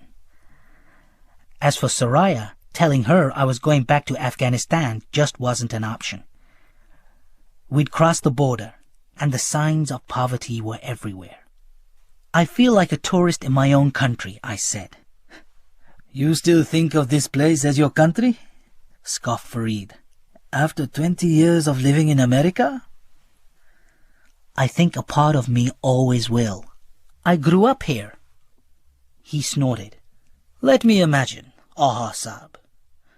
You probably live in a big 3-story house, with a nice backyard that your gardener filled with flowers and fruit trees. All gated, of course. You had servants, probably Hazaras, and I bet my first son's eyes this is the first time you worn a pakol." He pointed to an old man dressed in rags. "That's the real Afghanistan, Aha Saib. You've always been a tourist here. You just didn't know it. What brings you back to Afghanistan anyway? Selling land? Selling a house? Before you run back to America and spend the money on family vacation in Mexico?" "I'm going to Kabul to find a boy." I fished the photo of Sorab and Hassan out of my pocket. "What does this Hazara mean to you?" "His father meant a lot to me. He's dead now." Farid blinked. "He was a friend of yours?" My instinct was to say yes, but there'd been enough lies already. He was my half-brother, my illegitimate half-brother. I want to take his son back to Peshawar. There are people there who take care of him. Farid rested his hand on my shoulder. "You are an honorable man, Amir Aha, a true Afghan." I cringed inside. As we neared the city, he said, "Kabul isn't the way you remember it. So I hear. He gave me a look that said hearing isn't the same as seeing, and he was right. Because when Kabul finally did unroll before us, I was certain, absolutely certain, that he'd taken a wrong turning somewhere. Rubble and beggars, everywhere I looked. That was what I saw. I remembered the beggars in the old days, but these were children, some no older than 5 or 6. As I looked at them in their mothers' laps, it slowly dawned on me that the wars had made fathers a rare commodity in Afghanistan. The buildings that hadn't been entirely obliterated to rubble barely stood. "Where are the trees?" I asked. "Snipers used to hide in them." A sadness came over me. Returning to Kabul was like running into an old, forgotten friend and seeing that life hadn't been good to him. "Can you pull over?" I asked. We walked down the street a while. "Remember what the street smelled like in the old days?" Farid smiled. "Lamb kebab. The only people who get to eat lamb now are the Taliban. Speaking of which, Beard Patrol." A truck was approaching us, and that was the first time I saw the Taliban. I'd seen them on TV, in newspapers. But here I was, less than 50 feet away from them, telling myself that the sudden taste in my mouth wasn't unadulterated naked fear. Here they came, in all their glory. The red pickup idled past us. A handful of stern-faced young men sat on their haunches in the cab, Kalashnikovs slung on their shoulders. They all wore beards and black turbans. One of them twirled a whip in his hand. His roaming eyes fell on me, held my gaze. I'd never felt so naked in my entire life. Then the Talib spat tobacco-stained spittle and looked away. I found I could breathe again. "What's the matter with you?" Farid hissed. "Don't ever stare at them. Do you understand me? Never!" We found the orphanage in the northern part of Khathaseth. A thin man with tiny eyes like black peas opened the door and glanced from me to Farid. "Salam alaikum." I showed him my photograph. "We're searching for this boy." "Sorry, I never seen him." "You barely looked at the picture, my friend," Farid said. The man studied the picture, handed it back. "Sorry. Now, if you'll permit me, I have work to do." He closed the door. I rapped with my knuckles. "Aha, please. We do not mean him any harm." "Please, go away," came the voice. Farid stepped up to the door. "Friend, we are not with the Taliban. The man who is with me wants to take this boy to a safe place." "I come from Peshawar," I said. "I knew Sorab's father. His name was Hassan. The boy knows how to read and write, and he's good with a slingshot. There's hope for him, a way out. I'm his half-uncle." A moment passed. Then a key rattled in the lock. The man's narrow face reappeared in the crack. "You are wrong about one thing. He is great with a slingshot. Tucks it in the waist of his trouser everywhere he goes." He invited us into his orphanage. "There's very little shelter here. Almost no food, no clothes, no clean water. What I have in ample supply is children who've lost their childhood. But the tragedy is that these are the lucky ones. We are filled beyond capacity, and every day I turn away mothers who bring their children. You say there is hope for Sorab. I pray you don't lie, but you may well be too late." "What do you mean?" I asked. "What I have to tell you is not pleasant, not to mention that it may be very dangerous. There is a Talib official. He visits every month or two. He brings cash with him." The man's shifty eyes fell on me. rolled away. Usually he'll take a girl, but not always. And you allow this? Farid growled from behind me. What choice do I have? You're the director. There's nothing I can do to stop it. I haven't been paid in over 6 months. Everything I ever owned I sold to run this godforsaken place. You think I don't have family in Pakistan? I could have run like everyone else, but I didn't. I stayed for the sake of the children. If I deny him 1, he takes 10. So I let him take 1 and leave the judging to Allah. I swallow my pride and take his filthy, dirty money. Then I go to the bazaar and buy food for the children. Farid dropped his eyes. How do we find him? I asked. Go to the Ghazi Stadium tomorrow. You see him at half-time. He'll be the one wearing sunglasses. A bustling crowd thronged the entrance tunnel of the stadium. We found a spot to sit just left of midfield. I remembered how green the playing field had been in the 70s, when Baba used to bring me to soccer games here. Now the pitch was a mess. There were craters everywhere, most notably a pair of deep holes in the ground behind the south end goalposts. And there was no grass. When the 2 teams finally took to the field, it was difficult to follow the ball for the cloud of dust. They brought them out shortly after the half-time whistle. A pair of dusty red pickup trucks rode into the stadium.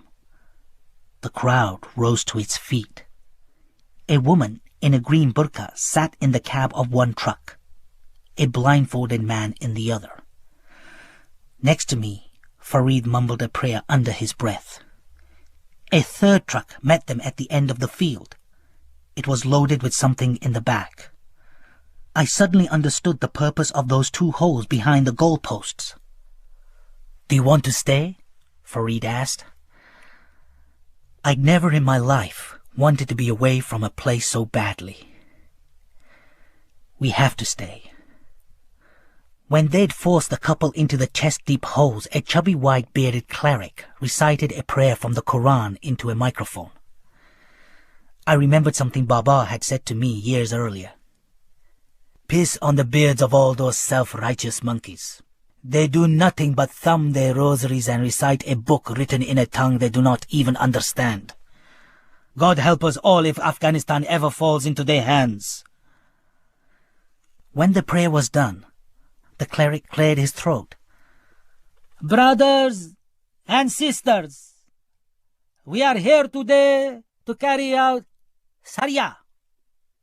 Every sinner must be punished in a manner befitting his sin. And what manner of punishment, brother and sister, befits the adulterer? How shall we answer those who throw stones at the windows of God's house? We shall throw stones back. Next to me, Farid was shaking his head. And they call themselves Muslims. A tall man in white stepped out of the third truck. When he faced our section of the crowd, I saw he was wearing dark round sunglasses, like the ones John Lennon wore. That must be our man, Farid said. The tall talib walked to the pile of stones they'd unloaded from the truck. He picked up a rock, and looking absurdly like a baseball pitcher on the mound, he hurled the stone at the blindfolded man. The woman screamed. I closed my eyes. The spectators, "Oh!" accompanied each flinging of the stone. I don't know how much longer I sat with my face in my hands. I know that I only reopened my eyes when I heard people around me ask, "Mort, is he dead?" When the blooded corpses had been unceremoniously tossed into the backs of the red pickups, a few men with shovels hurriedly filled the holes. A few minutes later, the teams took the field. The second half was underway. After the game, the swiftness with which the appointment was set up surprised me. All Farid had to do was tell one of the talib that we had personal business to discuss with the talib in the white. He nodded, and shouted something to a man on the field who ran to the goalpost where the talib in the sunglasses stood. I saw him look up. He nodded, and the messenger brought word back. The meeting was set. 3 o'clock.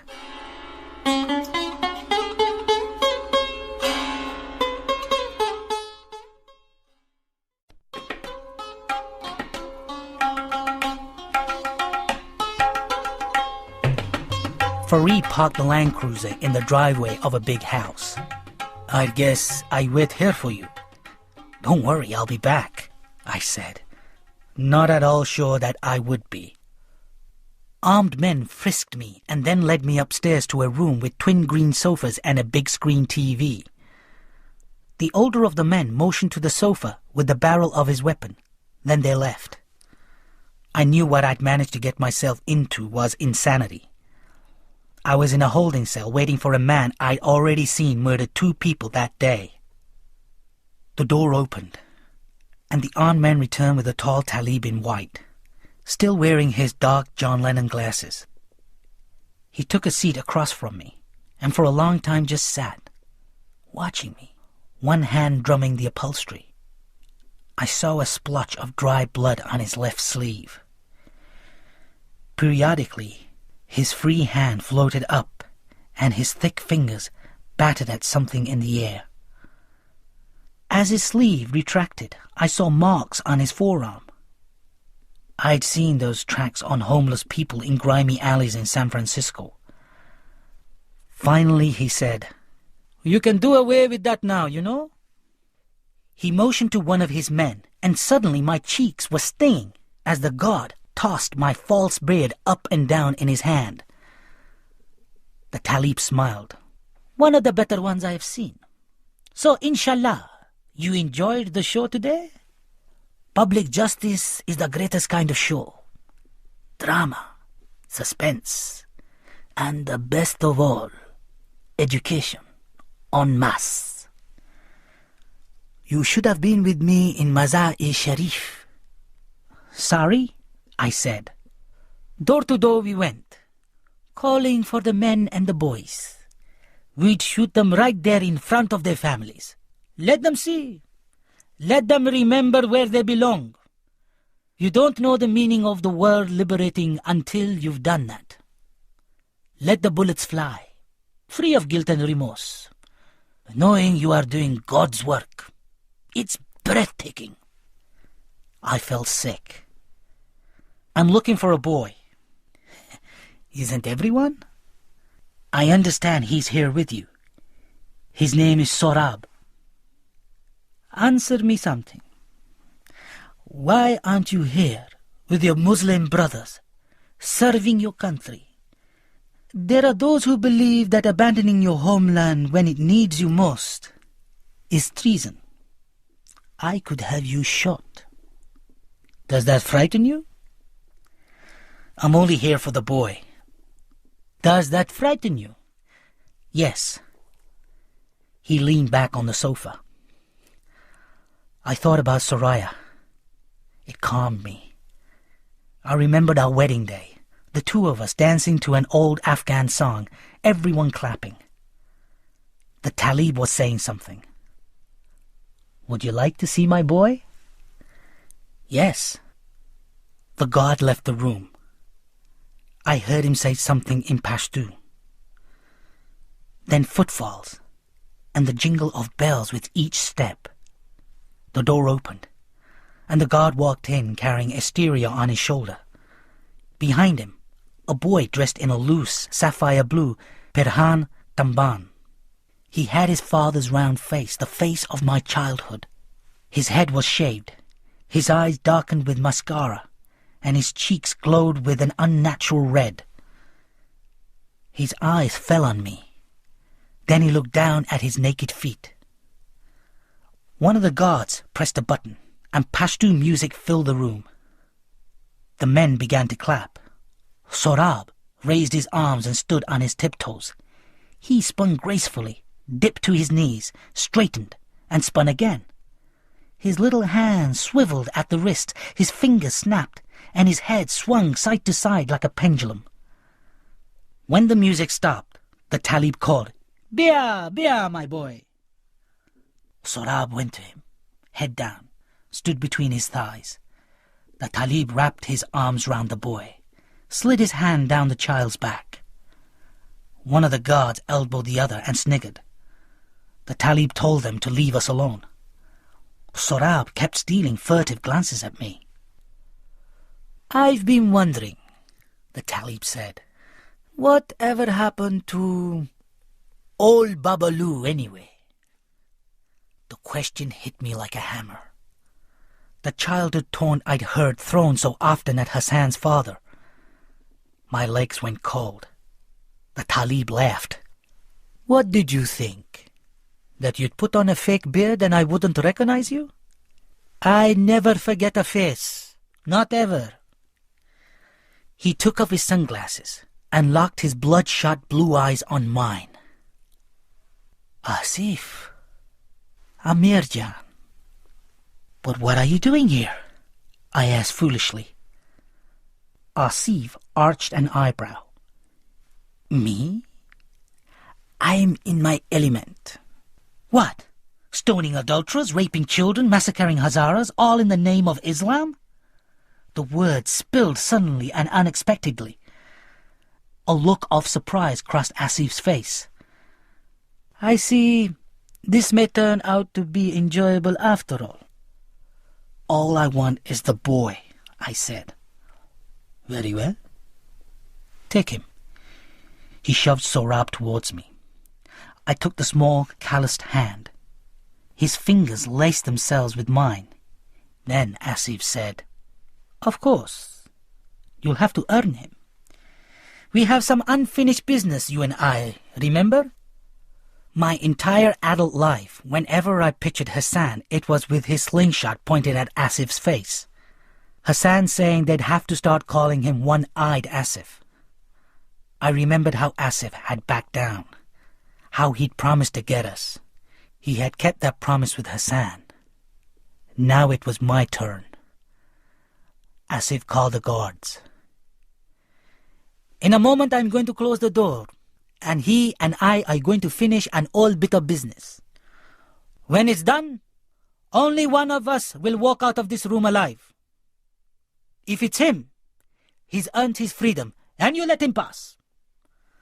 The older guard shifted on his feet. "If it's him, you let him pass," screamed Asif. The men nodded. One reached out for Sorab. "Leave him. Let him watch." Asif grinned. "Lessons are good for boys." As the guards left, Asif reached into the pocket of his jacket. What he fished out didn't surprise me one bit. Brass knuckles. I don't know if I gave Asif a good fight.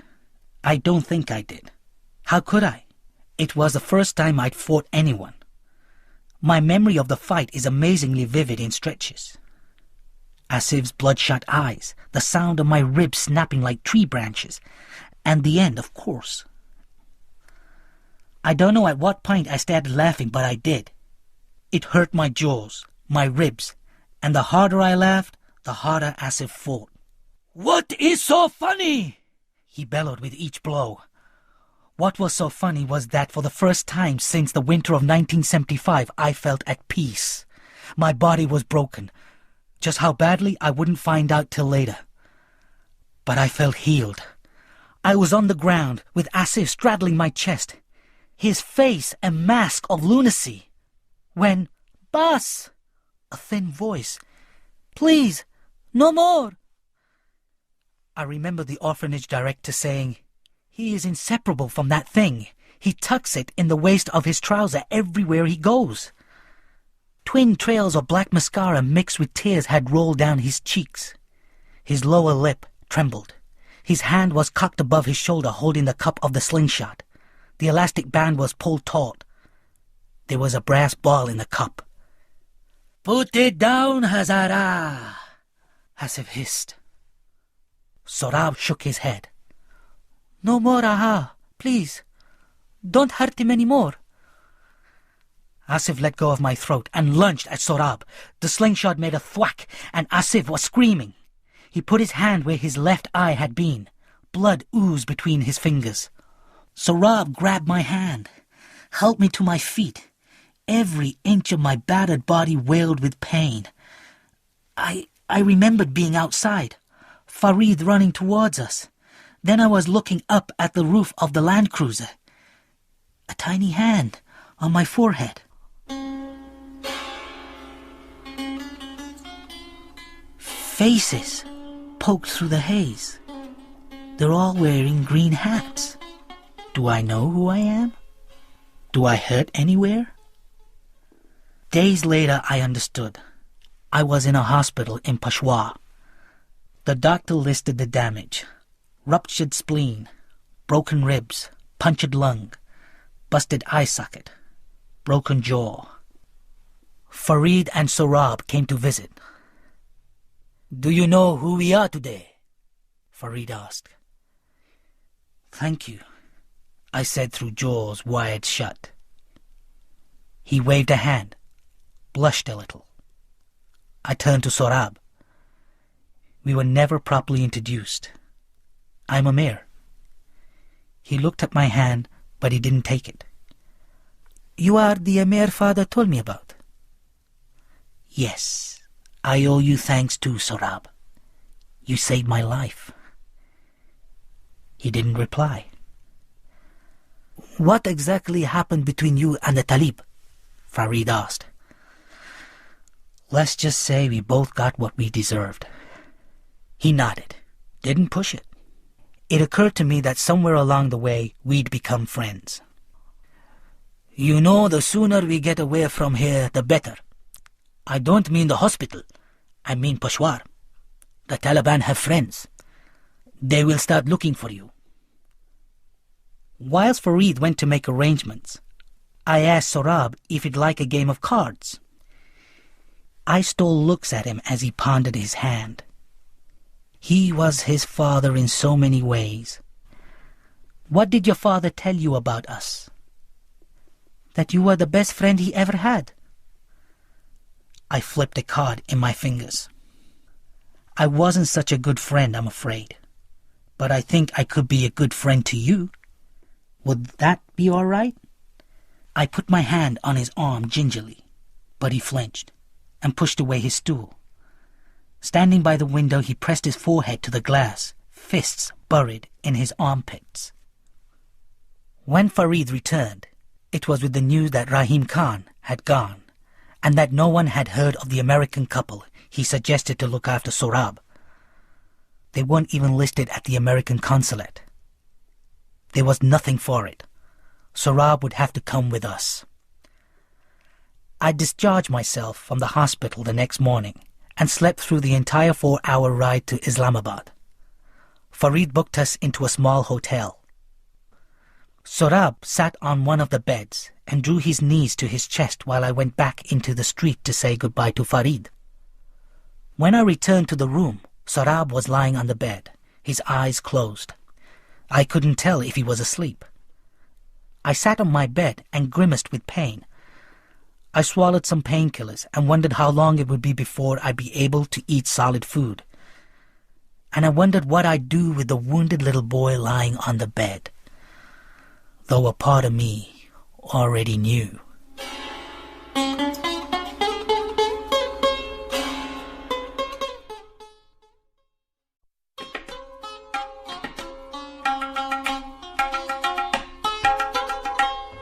When I woke, the slice of sky peeking through the hotel curtains was the purple of twilight. The sheets were soaked and my head pounded. I looked at Sohrab's bed, and my heart gave a sick lurch. It was empty. I called his name. Nothing. He was gone. I found the hotel manager reading a newspaper behind the Formica desktop. The boys like to run around," he sighed. "But we're not from here. I'm afraid he might get lost." "Then you should have kept an eye on him, mister." I stood at the counter trying not to scream. "Have you any idea where he might have wandered?" "The mosque," I said, remembering the way Sohrab had strained out of the car window when we'd driven past. "I found him on a patch of grass 100 yards from the mosque. I sat beside him. We listened to the call to prayer, watched the buildings, hundreds of lights coming on. It sparkled like a diamond in the dark. It lit up the sky. Sorab's face. "Father took me to Mazar-e-Sharif when I was little," he said. "We went to the Blue Mosque. I remember there were so many pigeons outside, and they weren't afraid of people. They came right up to us, and I fed them with bits of naan. That was fun." "You must miss your parents very much," I said, wondering if he'd seen the Taliban drag them into the street. I hoped he hadn't. "Do you miss your parents?" "I never met my mother, but I miss my father a lot." "Do you remember what he looked like?" I nodded. I remember what he smelled like, too. "I am starting to forget their faces. Is that bad?" I felt in the pocket of my coat, found the photo of Hassan and Sorab. "Here!" He brought it to within an inch of his face. I thought he might cry, but he just traced his thumb over its surface. I thought of a line I'd read somewhere. "There are lots of children in Afghanistan, but little childhood." "Can I ask you something, Amiraha?" "Of course." "Will God put me in hell for what I did to that man?" "Nay, of course not." I wanted to hold him, tell him that the world had been unkind to him, not the other way round, but when I reached for him, he flinched. I pulled back. His face strained to stay composed. "Father used to say, it is wrong to hurt even bad people, because they don't know any better, and because bad people sometimes become good." "Not always, Sorab. The man who hurt you tried to hurt me once when I was your age. But your father saved me. Your father was very brave, and he was always rescuing me from trouble. So one day the man hurt your father instead, in a very bad way. And I couldn't save your father the way he saved me. Sometimes bad people stay bad, and you have to stand up to them. What you did to that man is what I should have done all those years ago. Your father would be so proud of you." "I miss my father and mother, but sometimes I'm glad they're not here anymore. I don't want them to see me. I'm so dirty and full of sin. Those men, they did things." "You're not dirty, Sorab. You're not full of sin." I reached gently and pulled him to me. "I won't hurt you, I promise." He resisted a little, then slackened. Finally he rested his head on my chest and sobbed. As his pain soaked through my shirt, I knew that a kinship had taken root between us. I'd been looking for the right moment to ask the question that had been buzzing around in my head. I decided it was now, with the bright lights of the house of God shining on us. "Would you like to come and live in America with me and my wife?" He didn't answer. He just sobbed in my shirt, and I let him. For a week, neither of us mentioned what I had asked. Then one day, sitting in the park, Sorab pointed at the sky. "I didn't know there were hawks in Islamabad," I said. "Neither me," he replied. "Do they have them where you live?" "I guess so. Can't say I've seen too many, though." I handed him a sandwich. "Your father and I were brothers," I said.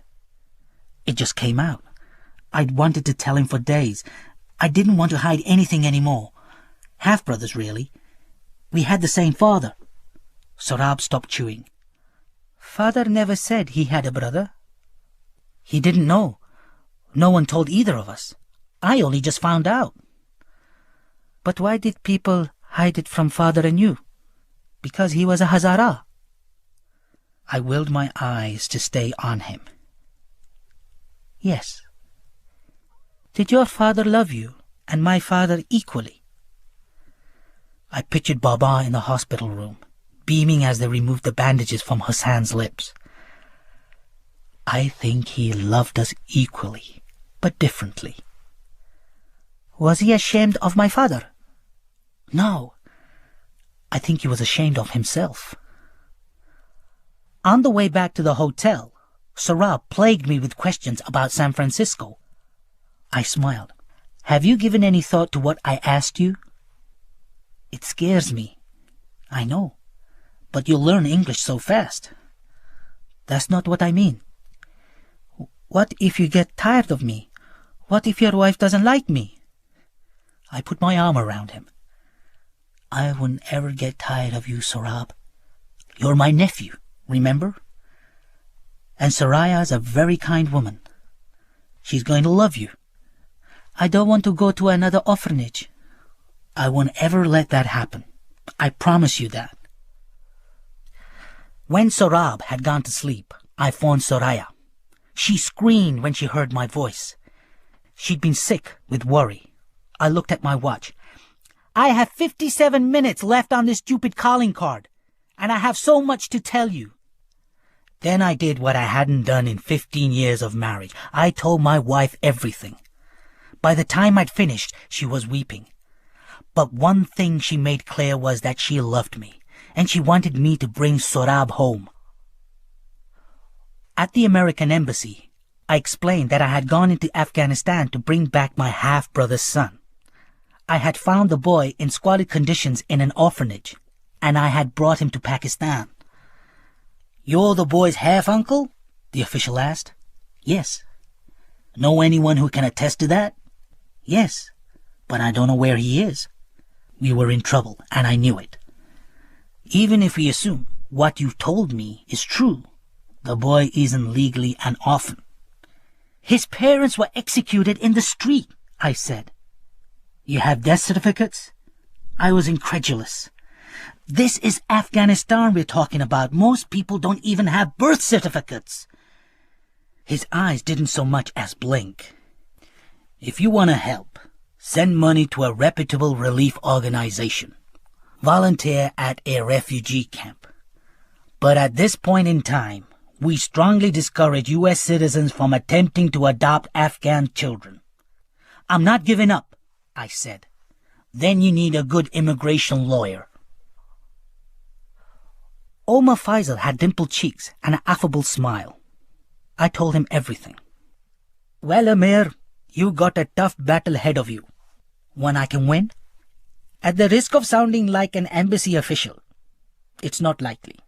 Even if it's clear that the child has no surviving parents, the INS think it's good adoption practice to place him with someone in his own country.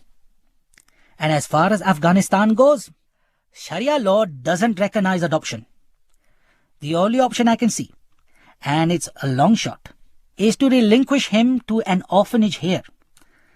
Then file something called an orphan petition. I promised Sorab I wouldn't send him back to an orphanage.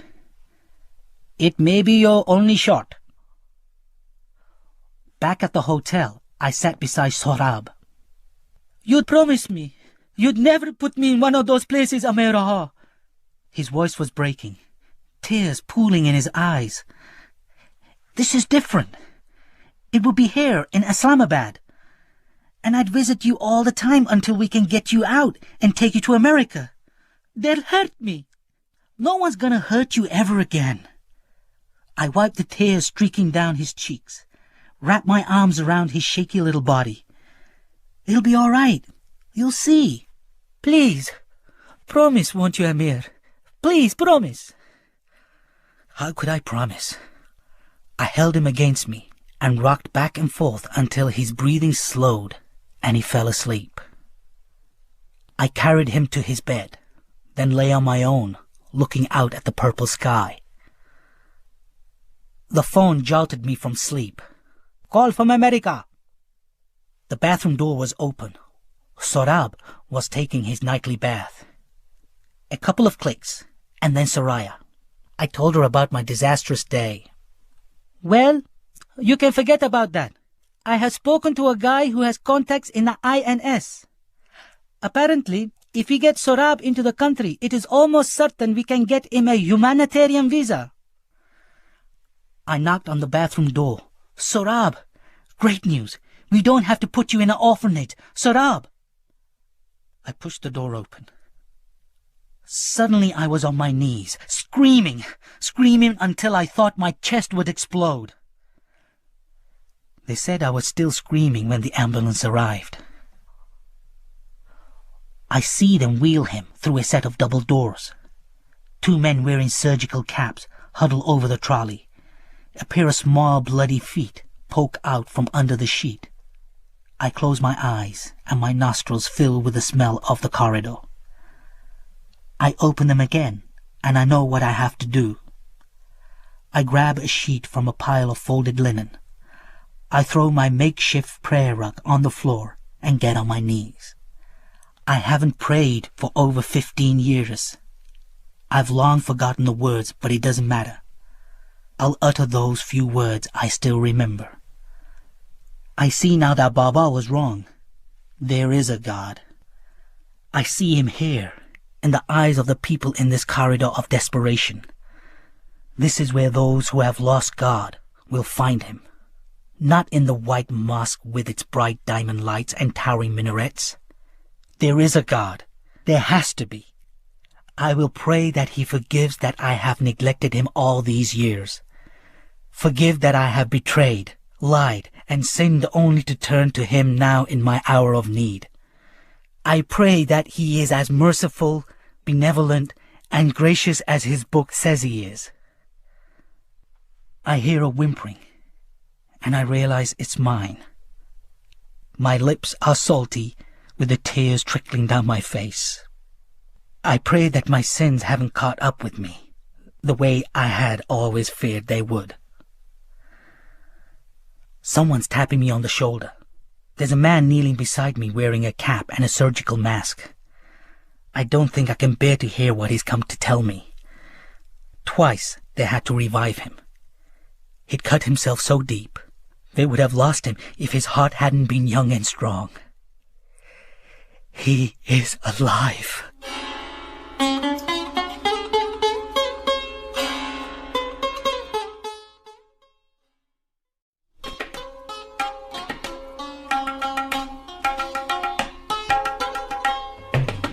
How are you? I asked. He didn't answer. He was looking through the window of the intensive care unit at the sandbox in the hospital garden. His eyes were vacant, the way I found them when I pulled him out of the bathtub. I reached into the paper bag between my feet and I took out the copy of the Shahnameh I'd bought at a Persian bookstore. I used to read this to your father when we were children. We'd go up the hill by our house and sit under the pomegranate tree. His favorite was the story of Rustam and Sorab. That's how you got your name. I know you know that. I paused, feeling like an idiot. Anyway, he said in his letter that it was your favorite too. Shall I read to you? Sorab covered his eyes with his arm. I am so tired. Tired of everything. What can I do, Sorab? I want my old life back. I want father and mother. I want to play with Rahim Khan in the garden. I didn't know what to say, where to look. I wish you had left me in the water. Oh, Sorab. I leaned forward to touch his shoulder, and he flinched.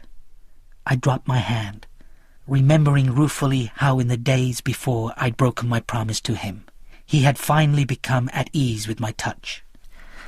Sorab, I can't give you your old life back. I wish to God I could. But I can take you with me. You have a visa to go to America to live with me and my wife. It's true. I promise. He sighed. I wished I hadn't said those last 2 words. You know, I've done a lot of things I regret in my life. And maybe none more than going back on the promise I made you. But that will never happen again. I am so profoundly sorry. I ask for your forgiveness. Can you do that? Can you believe me? Will you come with me?"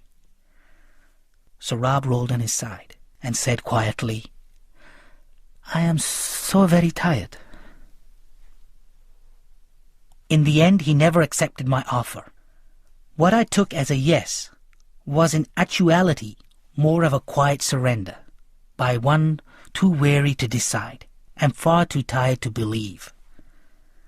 And so it was that about a week later I brought Hassan's son from Afghanistan to America.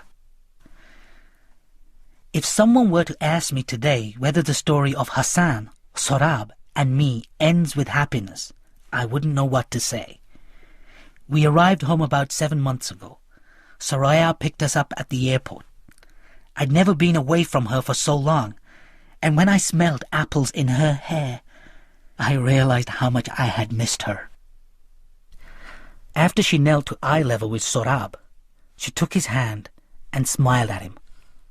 Sohrab shifted on his feet and looked away. Soraya had turned the study upstairs into a bedroom. She led Sohrab in, and he sat on the edge of the bed. The sheet showed brightly colored kites flying in indigo blue sky.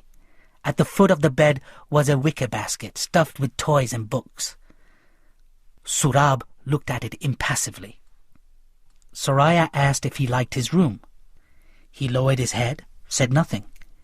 Then he simply laid his head on the pillow, and less than 5 minutes later he was asleep. Sohrab didn't so much live with us as occupy space, and precious little of it. Sometimes at the market or in the park, I noticed how other people hardly seemed to see him. He moved as if not to stir the air around him. Mostly he slept. Sohrab's silence was hard on Soraya. Over the long-distance line to Pakistan, she told me about the things she was planning for him. Swimming classes, soccer. Now she'd walk past his room and catch a glimpse of books sitting unopened, jigsaw puzzles unmade. While Sohrab was silent, the world was not. One Tuesday morning, the Twin Towers came crumbling down, and overnight the world changed. Soon after the attacks, America bombed Afghanistan. The Northern Alliance moved in, and the Taliban scurried like rats into the caves. Suddenly people were standing in grocery stores talking about the cities of my childhood.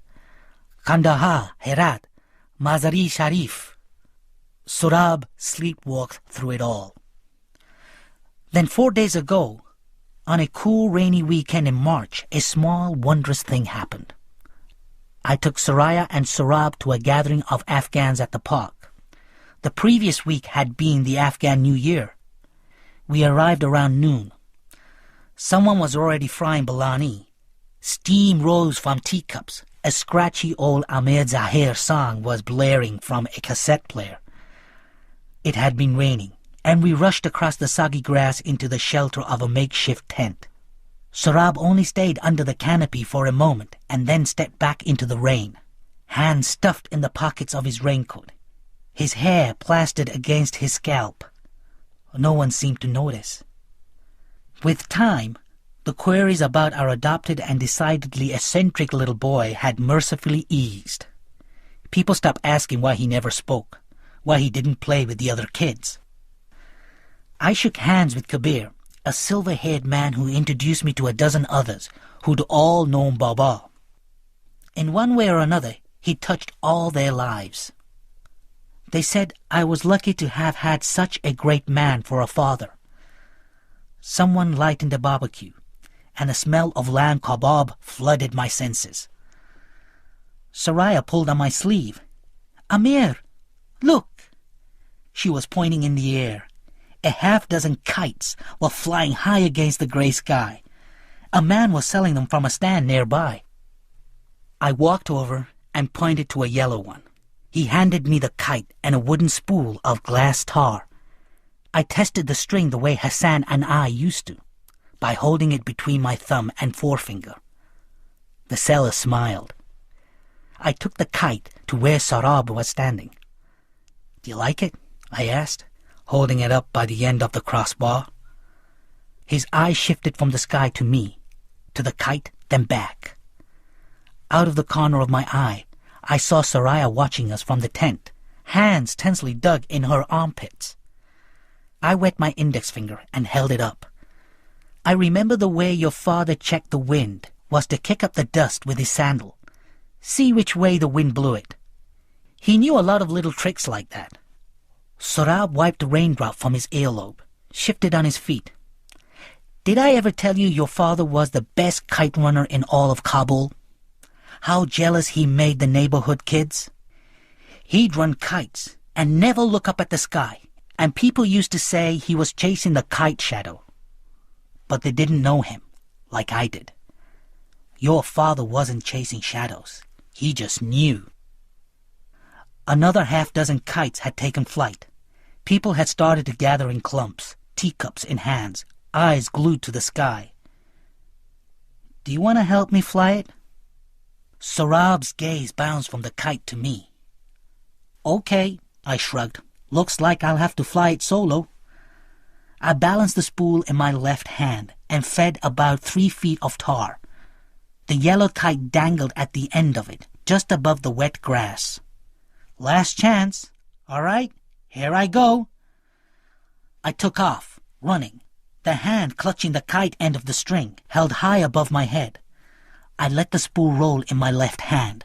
The kite was lifting behind me now, lifting and wheeling. I ran harder, then stopped and turned. High above, my kite was tilting side to side, making that old flapping sound I always associated with winter mornings in Kabul. I hadn't flown a kite for a quarter of a century, but suddenly I was 12 again, and all the old instincts came rushing back. I felt a presence next to me and looked down. It was Sorab, hands dug deep in the pockets of his raincoat. He'd followed me. Do you want to try? I asked. He said nothing. But when I held the string out for him, his hand lifted from his pocket, hesitated, took the string. We stood quietly, side by side, necks bent up. Then I saw we had company. A green kite was closing in. I traced the string to a kid standing about 30 yards from us. He saw me looking and waved. I smiled. Okay, let's teach him a lesson. The glassy vacant look in Sorab's eyes was gone. His gaze flitted between our kite and the green one, his eyes suddenly alive. I wondered when I'd forgotten that despite everything, he was still just a child. The green kite was making its move. Let's wait, I said. Let him get a little closer. The kite dipped twice and crept towards us, suddenly rising above us, unaware of the trap I'd set. Watch, Sorab. I'm going to show you one of your father's favorite tricks. Next to me, Sorab gripped the spool, and just for a moment, I saw the calloused hands of a hairlip boy. The park shimmered with snow, so fresh, so dazzling white, it burnt my eyes. I smelled dried mulberries, sour oranges. The green kite hovered directly above us, held position, then shot down. Here he comes. I did it perfectly. After all these years, the old lift and dive trap. I loosened my grip and tugged on the string, dipping and dodging the green kite. A series of quick sidearm jerks, and our kite shot up counterclockwise in a half circle. Suddenly I was on top. The green kite was scrambling now, panic-stricken. But it was too late. I pulled hard, and our kite plummeted. I could almost feel our string sawing his, almost heard the snap. Then just like that, the green kite was spinning and wheeling out of control. Behind us, people cheered. The last time I'd felt a rush like this was that day in the winter of 1975 when I spotted Baba on our rooftop, clapping, beaming. I looked down at Sorab. One corner of his mouth had curled up. A smile. Lopsided, but there. Behind us, a melee of screaming kite runners was chasing the loose kite. I blinked, and the smile had gone. but it had been there. I'd seen it. "Do you want me to run that kite for you?" He swallowed. I thought I saw him nod. "For you, 1,000 times over," I heard myself say. Then I turned and ran. It was only a smile, nothing more. It didn't make everything all right. It was just a leaf in the woods, shaking in the wake of a startled bird's flight. But I'll take it, with open arms. Because when spring comes, it melts the snow one flake at a time. And maybe I just witnessed the first flake melting. I ran, a grown man, running with a swarm of screaming children. But I didn't care. I ran with the wind blowing in my face, and a smile as wide as the valley of Panjshir on my lips. I ran.